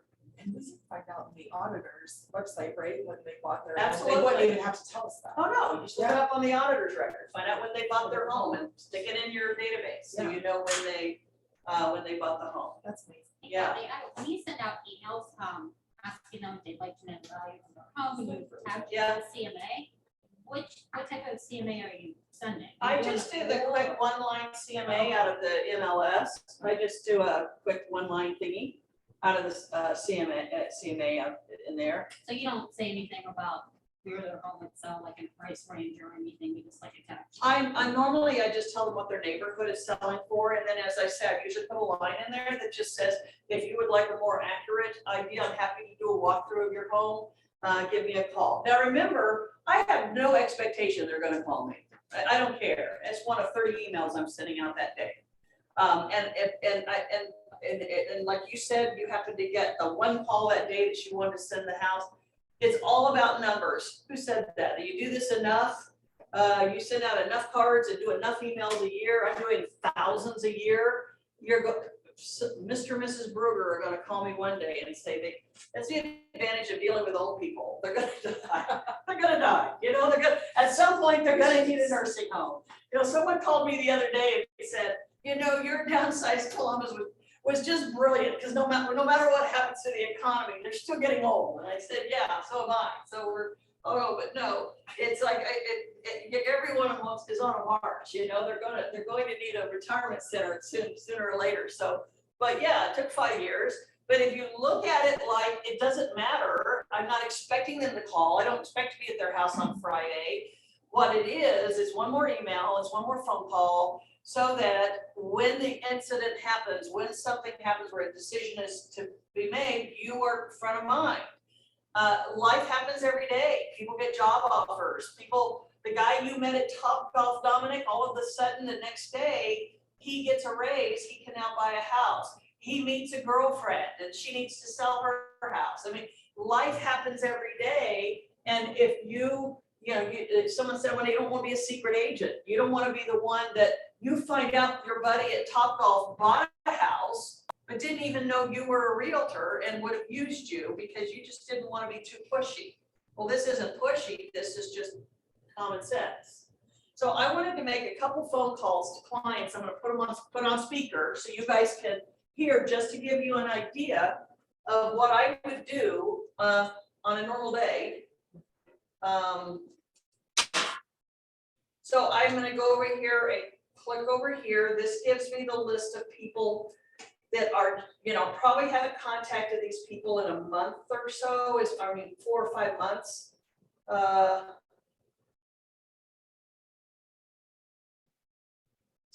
I see these people. They told me they were gonna sell their home, gosh, 2 years ago. So let me check in with them.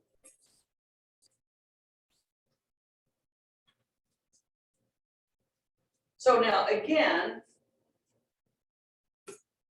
let's see.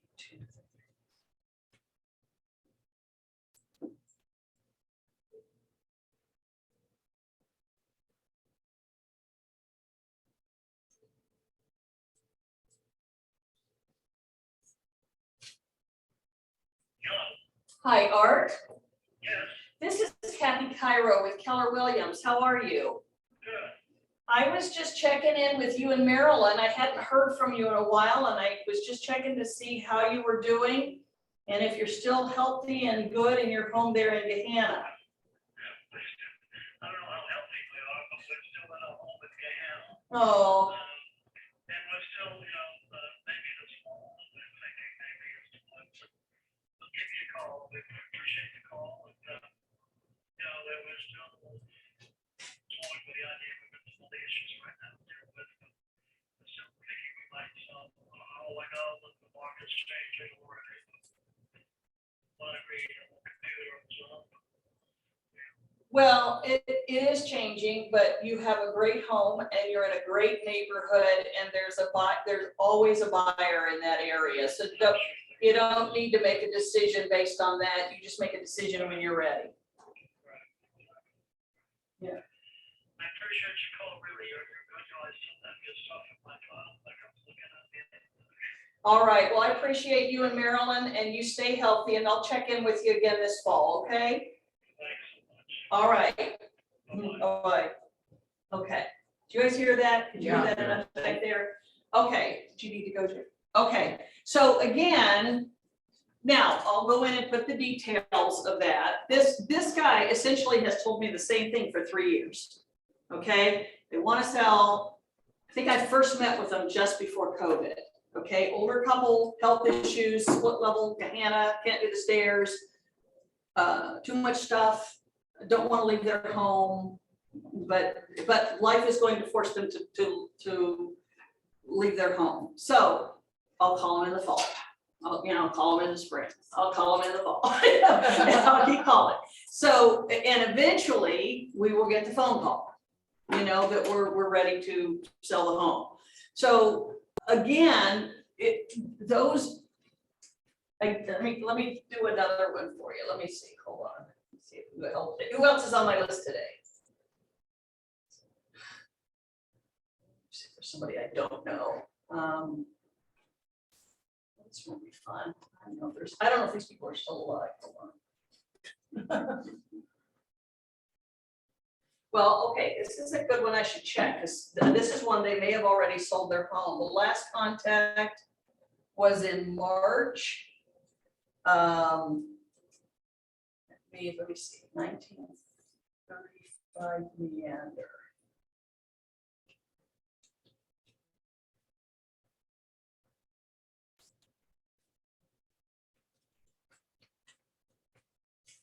Okay, no record of that home selling. So I think, all right, so I go back to them.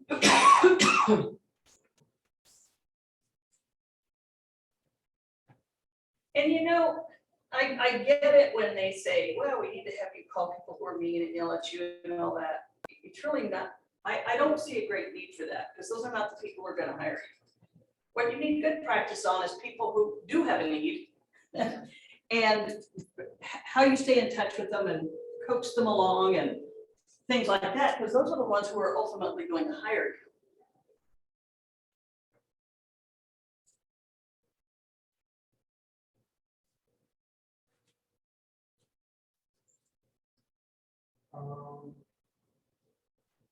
You agree, 614-891-1712. Please leave a message at the beep. We'll be sure your call as soon as possible.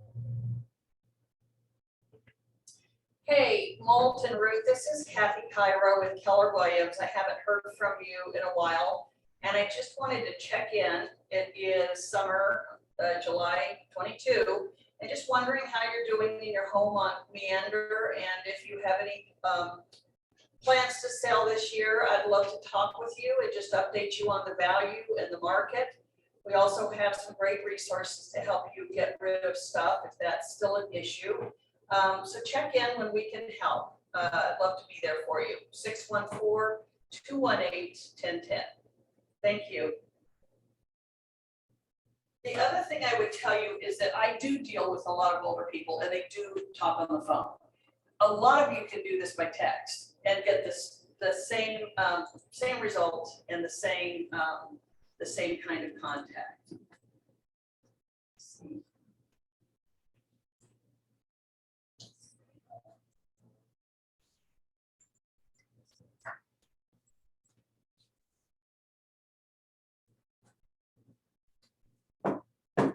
Tell me, is there, do you have other questions or anything that would be helpful to you?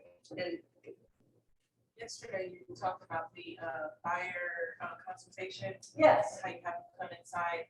For that buyer presentation and your listing presentation, do you use the one off command?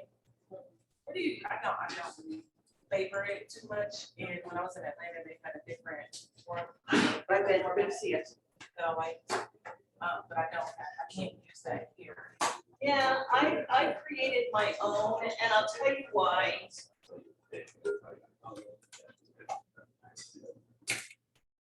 The one that I used there was like a cloud CMA from like Remind, and it like created like a slideshow and different things like that that you could put together, insert it, and take different slides out. But the one that's on command is just what drives me. Here's what, okay, so let me first say to you,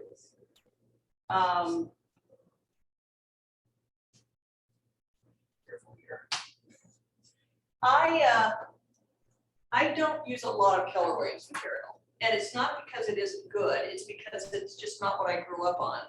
And as I grew my career, I created my own stuff that works for me. And so it's just that when stuff came along with Keller Williams, and when I came along with Keller Williams, because I was with other brokerages before Keller Williams, I never jumped on it because I already had my stuff that worked for me. So it's not a criticism of Keller Williams. In fact, I think, for example, Gary Keller's books are excellent. I've given dozens of copies of The Millionaire Real Estate Agent out to people who are in sales that are not even in real estate sales because I think it's so good. I think their training is really good. What I think though is it's not good if it's not natural for you. In other words, if it's clunky for you to do, if it doesn't come natural for you to do, then it's not going to come off natural to you sitting in front of other people. So what I would recommend that you do is to see if you can come up with something that gives the same information, but in a format that's comfortable for you to do. That's one thing. The other thing I did was I started working with enough sellers and enough buyers that I began to realize that a lot of questions that were being answered in these presentations were not being asked by the consumer. In other words, they were things that Keller Williams thought you needed to say, but they were all about Keller Williams. They were not necessarily what the consumer wanted to know. So I created my own listing presentation and my own buyer's presentation based on what I believed or heard that the consumer wanted to know, what was relevant to the market, and what was going on today. And it has been tweaked dozens of times over the years. In other words, it's not stagnant. The statistics change. I've pulled slides, I've added slides. I've done all sorts of things so that, and it's in my language. In other words, it's coming out the way I talk, the way I present, so that when I sit there and present to the homeowner or whoever it is, it comes across as, I'll put it up here. I don't know if you guys can see it. I'll make it as bright as I can. I actually do a whole class on this so that you guys, we go over the whole thing. So that when I do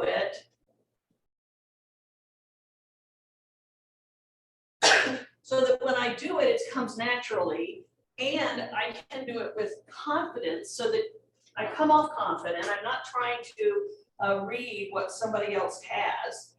So let me give you. I'm just gonna go through this real quickly since you asked the question. So like mine talks about very briefly about me, and I explain the team concept. I talk about what they should expect from a realtor, what a realtor does. I talk about what tools the buyers use to buy, to purchase a home. This is the listing presentation. And then other than the internet, what tools are the buyers using to buy a home? And then I, of course, are talking essentially that goes back to the internet. I talk about the importance of staging. Why do I talk about that? Because I offer staging as a part of my listing service, and I tell them that. Then I talk about the importance of good photography. Again, why do I talk about that? One, because it's essential, and two, because we offer professional photography.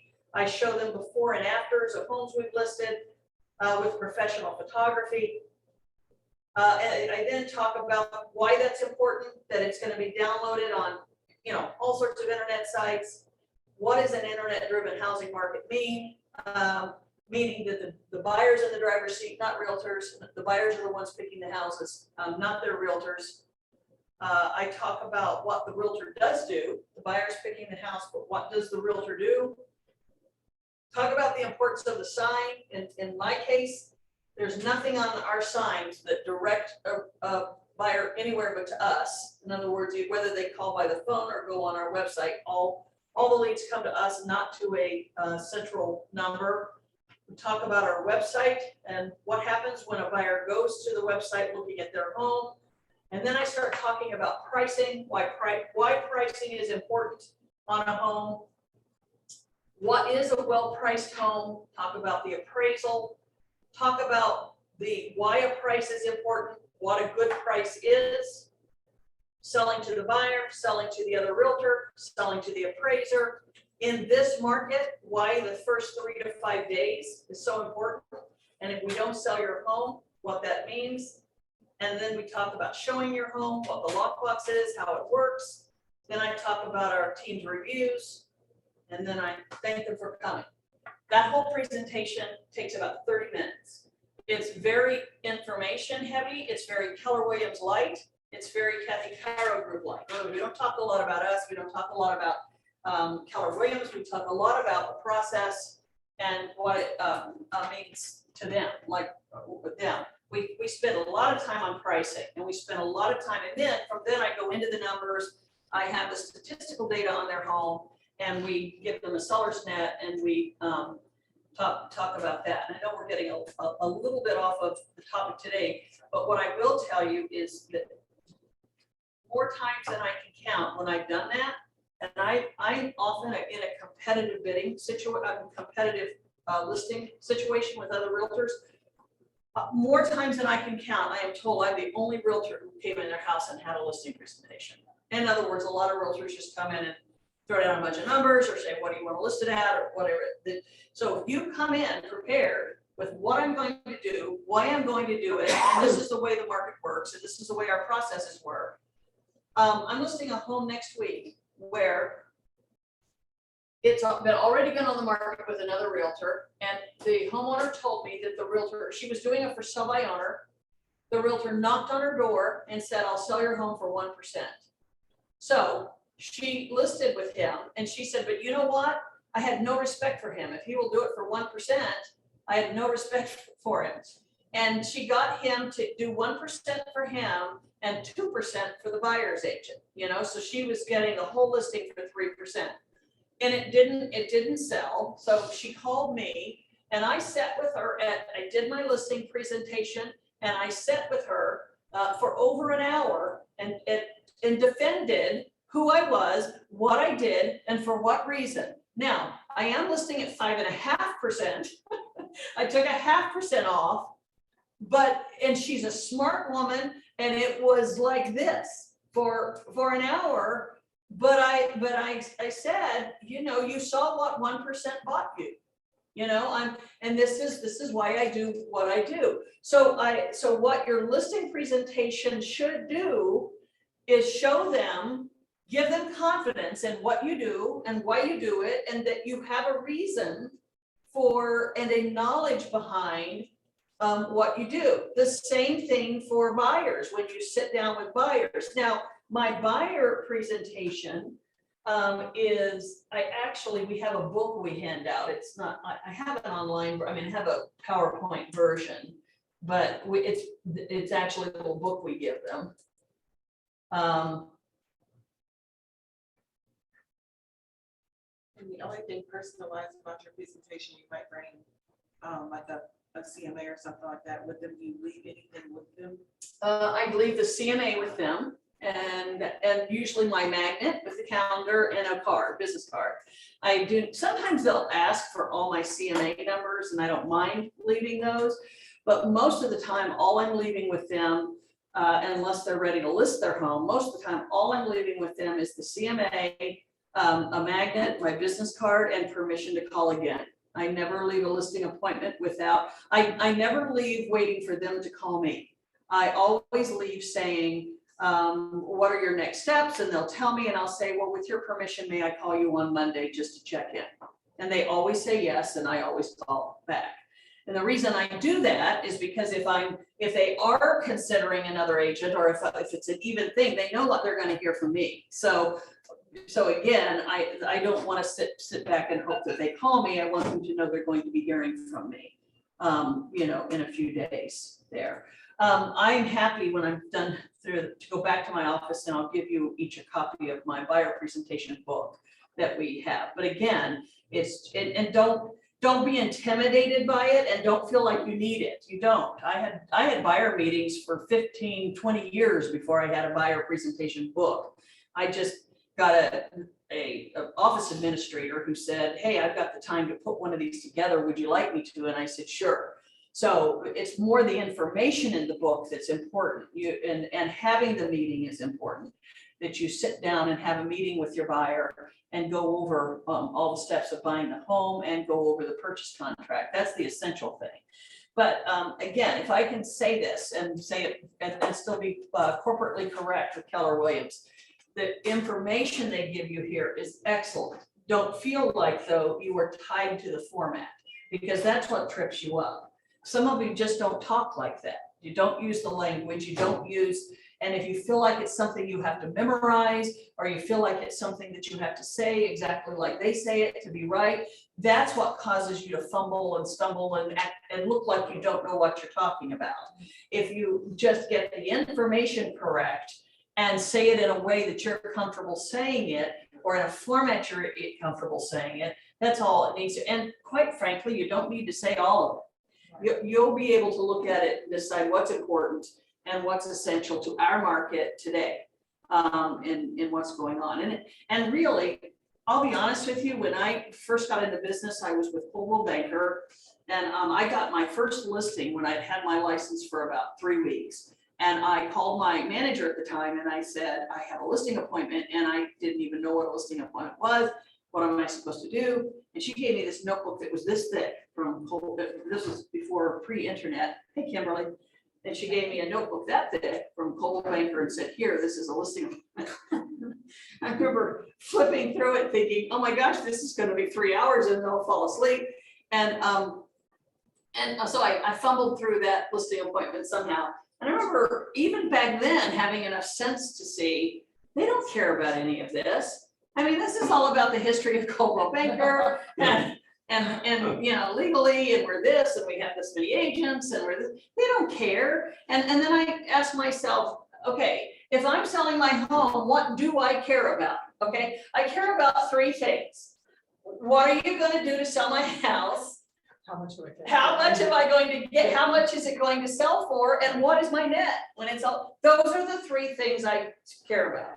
So then I sat down and thought, okay, if I were a realtor and I was gonna answer those questions, how would I answer those questions? And that became my listing presentation. Is how are you going to sell my house? What is it going to sell for? And what will I get from the sale of my home? And I'll be honest with you now, having done that presentation hundreds of times, they listen politely through the, how are you going to sell my house? They sit up a little taller when you get to what will it sell for, and they put their glasses on when they get to the point about what's my net. Because that's really what they care about, is at the very end, they want to know how much money am I going to get for the sale of my home? What are all those fees and things that we're going to get? So again, if you distill it to that's what they care about, and that's what they will sit at their dining table for an hour and listen to you if that's the information you're bringing them. And you will hear what I've heard dozens of times, and that is, you're the only realtor who came to our table and told us what you'll do and what our house will sell for. And I've had realtors say, we never had a realtor before. Well, you're the first person to tell us this. And I'll tell you what, I have lost listings when I got lazy. I lost a listing, and I am embarrassed to tell you this. I lost a $500,000 listing 6 months ago because it was on a Saturday morning and I was tired and I didn't feel like it. And I went to the home and I was lazy and I just sat down and I gave them some numbers, and I thought it was a slam dunk because it was a referral from a past client of mine. And I didn't hear from him, and I called him a few weeks later and he said, we're listing with somebody else. And I did this because I always do. Can you tell me why? And he goes, well, I thought you would have some sort of presentation or something. I lost a $500,000 listings. I just didn't feel like it, don't want to do this again, and I learned my lesson. I thought, he thought I'd be more prepared than I should be, so some other realtor came more prepared than I was. So again, it matters. It matters that you come prepared for a $15,000 job interview to do this. Yeah, I have one more question, I'm sorry. When you are, how do you stay up on what's happening? Like you personally, do you take time out of your day or time block to like check numbers and? No, she's asking, how do you stay up on real estate in general? Yeah. When you're doing it full time, you do it automatically. It's just you hear all the time. On our market, which is houses, my team sells about a little over 200 homes a year. So that's a steady stream of houses. You know what's going on with pricing, you know what's going on with buyers and all that. The market in general, I don't know, I read enough on social media as articles come up. I subscribe to the Wall Street Journal. I'll read the national scene, what is coming up on things. I don't consider myself real informed. I'm not a deep diver on that stuff. I really don't care beyond Franklin County. I mean, our MLS, like nationally what's going on. But I have a really good hand on what's going on in our market, simply because we have so many, we just funnel so many houses through our team that I have a good sense. And I've lived here for 30 years and I've sold homes for 25 of those. So I know the, suburbs, and I know the area really well. All right, any other questions? Did we cover the topic? I feel like, do you have any questions we didn't cover that you feel like, gosh, that would help me to know this? Dela said, I want you to give them scripts, but I'm not good at scripts because I don't do scripts. I feel like, there's 100 different objections. I feel like to a degree, it either has to or should come naturally to you in answering them. And frankly, most of your phone calls are not going to be, they're not going to be argumentative. They're not going to be ones where you have to, if you have to talk someone into doing something, they're not a good client. It's more going to be like that guy who said, yeah, we're going to hire you, we're just not ready yet. And you think, great, okay, that just gives me another milepost to call you in a little bit to do that. Yeah. Well, that was my question, is ignoring the scripts and you're just shooting from who you are. You call these people and you're just right to the how are you doing? Yeah. But by the way, what's up with the house? Yeah. Even if it's just like, you know, your sphere or something, but these are people who you know, maybe not your sphere, but they're removed from that, I guess. Yeah. You just kind of know that. Well, and again, it goes back to the question I asked Fawn, what is the basis for that phone call? Where did you get that lead? Was that you start from the basis from where you got that lead? Did they sign up on a mailing list? Did you meet them at an event? Did you meet them at the open house? So your introduction is always wherever you got that lead. Hey, Joe, I met you at an open house. I just wanted to get an idea of where you and Sharon are in your house search and how can I help you with that? So it always starts from the point of where you met them. And here's the other thing I would say to you. I never end without a clear direction of where to go with them. In other words, if they say, well, we're just kind of, at this point, we're just not sure with what we're gonna do. We're waiting to see if, you know, we get so-and-so gets a job or whatever. There's always a polite way to say, can I call you again? And what I will generally say is, okay, that's great. Well, can you help me here? Tell me what you need from me. Would you like me to stay in touch by email or send you houses? Would that be helpful to you? Would you like me to call you again? How can I be helpful to you? In other words, let them tell you what next steps would be. And if they say to you, and here's the thing, people are not, if it is a warm call, meaning they've met you, they signed up for something, they're not gonna hang up on you. They're not gonna say, go away, never call again. They're going to give you instruction on what you should do next. And if they say to you, you know what, we appreciate it, we enjoyed meeting you, but right now we don't need anything. Then I would say, okay, I'll tell you what, I'm not gonna call you again, but do you mind if I keep you on my email list just for occasional updates on what I'm doing? And they will almost always say yes, like go ahead and do that. If they say no, then that is a firm no. We don't want any more contact from you. And then you would take them off your list.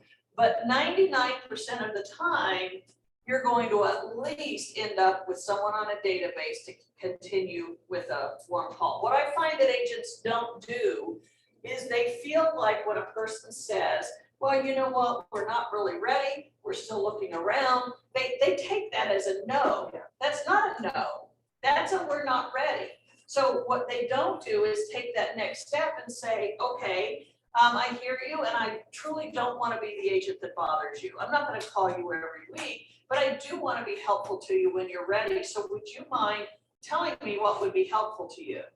You know, would you like me to call back in a few months, or do you mind me just staying in touch with you by email? Tell me what would be helpful to you. Take that next step to ask, what's the next thing I can do to be helpful to you, and let them tell you. And by the way, when this is one thing, when this market changes, let me tell you what's going to happen. When this market changes, you guys are going to be in the position where agents are going to ask you to show homes for them. And I don't mean, look, I can't take this buyer out because I'm busy. Could you show my client this home? I'm talking about, they're not going to want the buyer, and they're going to ask you, look, do you want the buyer? Because I'm too busy. Would you go show them this home? And then you're going to have, you know, you're going to have the opportunity to meet a stranger at a house to show a home. When the market is normal, that happens. It's just busy agents are too busy, and they're going to say, Fawn, I just got a call of my listing on Main Street, and I don't have time. If you meet them there and pick them up as a buyer, you know, give me 25% referral, they're your buyer. Okay. So all of a sudden you have a buyer lead and you're heading out to meet them at the home. So the same thing is true there. You meet them at the home, and what I saw over and over again was that agents would meet them at the home, and the person would not like the house, and they say, well, thank you very much, goodbye, and that was it. Instead of standing there and saying, you have this golden opportunity of meeting someone face to face and saying, okay, I know this house doesn't meet your needs. How can I help you? What are you looking for? And picking them up as a client. I mean, I built my business doing that, like just meeting people at open houses or picking them up. That market is coming back again, where you guys are going to have the opportunity, and you better have your skills honed of knowing how to ask that second question. Don't assume because they're walking away that they don't have a need and don't need your certain services, because they do, they're just not gonna volunteer it, they're gonna wait for you to ask for that.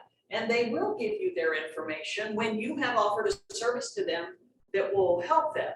You know, I often tell the story of when you think of buying your car. So many of us are so afraid of being pushy, or we don't want to be that overbearing salesperson. And by being afraid of being an overbearing salesperson, we don't be a salesperson. I mean, we don't do anything at all. And when you think about it, you know, I remember when I bought the vehicle that I have right now, I remember going and even in the day of internet car buying, where your salesperson has the ability to find a car for you, not just on their lot, but on 1,000 lots. What if your attitude was, no, I would rather go visit 1,000 lots. No, I'm not gonna give you my name and address and phone number, because I would rather go visit 1,000 lots than you push a few buttons and find that car for me. No, if he's offering me a service to go online with a service that I don't have access to and find that vehicle for me, then I'm happy to give him my information because he's offered a service that's helpful to me. Well, you're in the same position with houses. You have at your fingertips an amazing service that will find their homes of which they don't have access to. They think they do with Zillow and Truly and those, but that's another thing you need to be able to sell to them, is that the MLS is far superior to those services. You have the ability to do that, and if you can offer them that, they will always give you their information if you are willing to give them that service. So when you offer them the service, then they're giving you that information and collecting it. You put it in your phone, or they send you their contact, and then you begin that follow-up. Again, what I find is the biggest problem or the biggest roadblock is not that, it's the unwillingness to ask, or amazingly to me, the unwillingness or the failure to follow up. That you follow up once, you don't hear anything, and then that person goes and is picked up by another realtor who did follow up, So another thing I found early in my career is many of my clients were my clients because another realtor didn't follow up with them. That I was the third or fourth realtor that had some form of contact with them, but some other realtor went to the work of holding an open house, went to the work of setting up a search, probably even went to the work of showing them a house, but never followed up with them. And then they called on one of my listings, and I showed them a house, and I stood in the foyer and got their information, showed them 3 more houses and sold them a house. And meanwhile, that realtor is still out there sending them houses every week, not knowing that I sold them a house 3 months ago. You know, so again, it's that failure to follow up and that failure to have some system in place to be able to know who this person is and to follow up with them. All right? All right. Thank you for coming. Any other questions before we part ways? Appreciate you being here. All right. Thank you. I have a question. Yeah. Yes. Did you say you got that in? I did not get it in command. This came from, give me a second. This was a lot of my stuff comes from, if it's not straight Amazon, like just going on Amazon and buying cards, the personalized stuff comes from Vistaprint. And that particular house anniversary card came from, I'll tell you what, I'll think of it as soon as I walk out of here and I'll text you, because I was gonna follow you too. Okay. Oh, that's right. Let me get the buyer books for you. Hold on just a minute. About the Lucky Doll phone number. What's that? Imperial Company, Lucky Doll. Lucky Doll, Yeah, what is it? the phone number. Oh, it's Lucky Doll. What's Lucky Dog? I don't know what that is. It's a company making t-shirts. Oh, okay. Yeah, I don't know if that's not me. Yeah, I was gonna say, I don't. Hold on. If you want one of our buyer books, hold on. Oh, yeah. Oh, okay. Oh, sorry.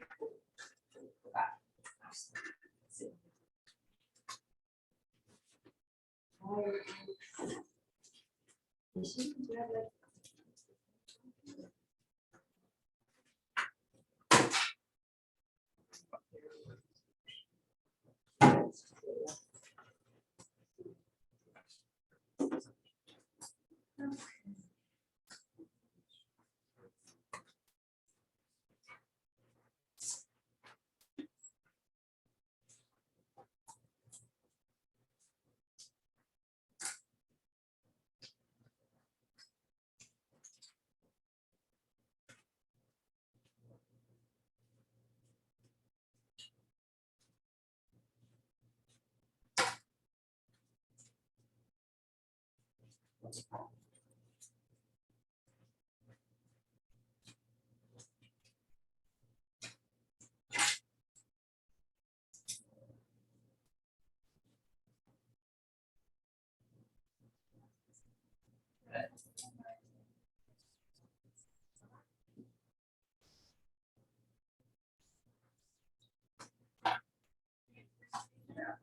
sure. Yeah, happy to. Would you send me your info, text me your info and I put it in my phone? Is that the number that you sent on your voicemail that you left? Is that your That's cell my number? cell, yeah. Okay. Yeah. Yeah, if any of you would like a copy of my listing presentation, I'm happy to email it to you if you would like to copy it. Hey Kathy, do you mind to send you an email if you want a copy of your listing presentation? Yeah, just send me an email and then I'll respond and send you the listing presentation. Yeah, send me an email. Okay. And I'll respond. Okay, yeah.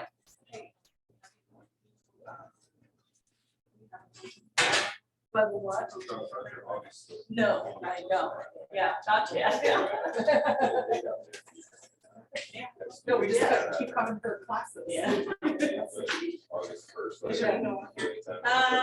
I don't know if mine is or not, but here, let me give you my card. Feels like me here, yeah, feel like. Second. I only got one card left. Yeah. Yeah. Yeah. Yeah. You know, that's driving me nuts, and I can't remember the name of the company I got the customer card from.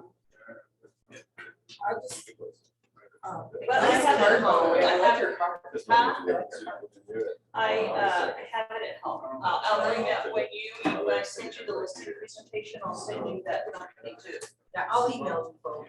Okay. Request and then if you're able to, I mean, don't kill yourself over it, but if you, Okay. I really love, I accept the cards all the time, Yeah. and I really love that.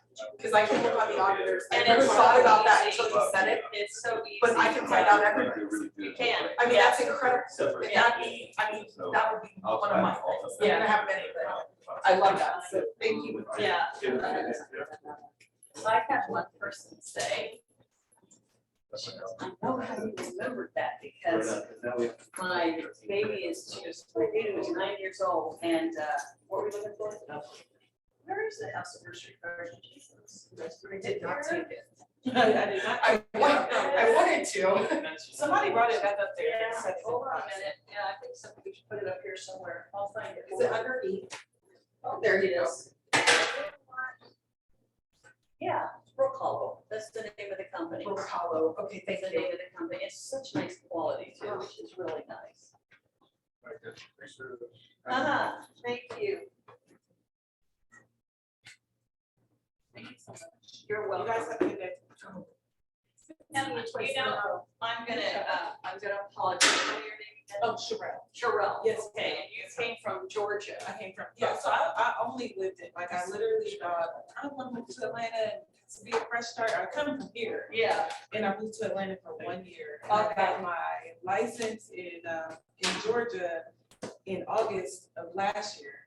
And then I have a 5-year-old. I'm like, I need my family. I need- Yeah. So I moved back home and got my license here, which they don't have reciprocity. I have to go back.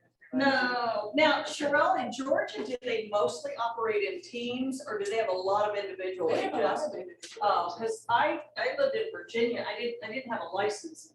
But for a little bit, about 10 years ago, I was thinking of moving back to Virginia and everybody operates on teams there. They have very few individual agents, so I didn't know if that was the same. Oh, yeah, there's a lot of individual agents. I had planned on doing it individually there. Yeah. And then the girl who started our team, like, she's just amazing. It was like a lot of learning, a lot of growth. Yeah. You know, and being a new agent, being able to gain experience from somebody else's experience, and Yes. gain knowledge from someone. It was really, really major. So that I really appreciate it. Yeah. It's so hard. I mean, it's so hard. The learning curve is huge. I think that it is much harder today. You would think that technology makes it easier. I think that it's much harder today than it was when I got into business because technology makes it much harder to connect with people. Yeah, When, absolutely. when I got into business, you could go knock on doors and people open the doors and would talk to you. And now I notice when I did go door knocking for like an open house, a lot of people have those rings, they'll answer through their phone. and be Yeah, like, are "Not they think it's interested," or- weird, like, why are Yeah. you here? Yeah, They, even the technology, like when I built my business doing open houses, people had no problem back then. If you had a registration sheet, they'd give you everything. They'd write it all down and so now, even if you have those electronic sign-in things, Yeah. they're cautious, they give fake emails. Like, it's like people are so technology smart and also that they, great. yeah, they don't, so I just think that relationship building was a lot easier 20 years ago.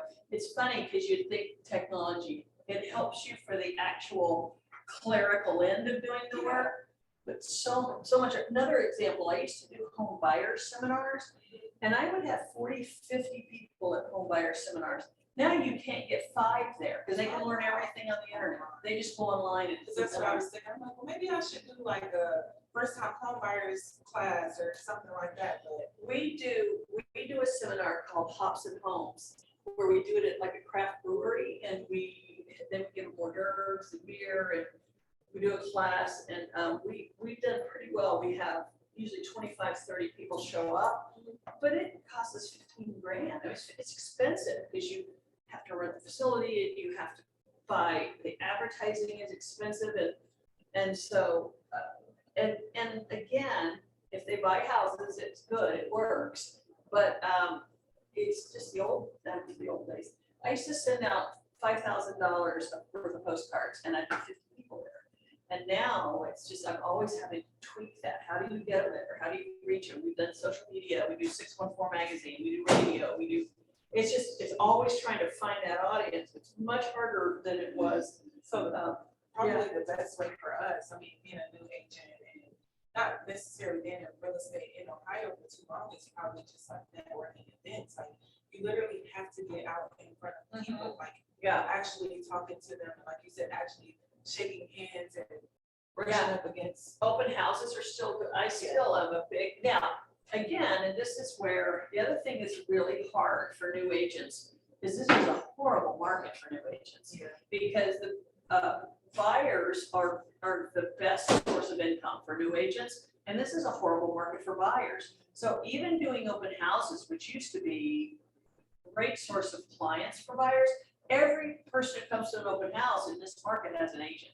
Yeah. And so even that is not a great pool, but I think as the market shifts, and as we begin to see more houses on the market and more unrepresented buyers, if you can make it in this market, you're gonna be huge. If you just keep plowing through, it'll be huge. It'll be a piece of cake once the market comes back. And it is shifting. We're gonna see that change. I feel like the book shift, I haven't started reading it Yeah. yet, and I know that they had like a seminar right before I left, but I feel like that is, I don't know, I keep hearing the word shift, shifting. To me, that's the universe, like you need to really figure out how you're gonna, ride this. You just have to survive until, like, make it through until that shift happens, is what we've gotta do. Right. So, anyway, Thank you. Thank you you're so welcome. much. You're welcome. Thank you, Kathy, for You're yesterday welcome. lesson. I was hoping when I walk out that yesterday, not interrupting anything.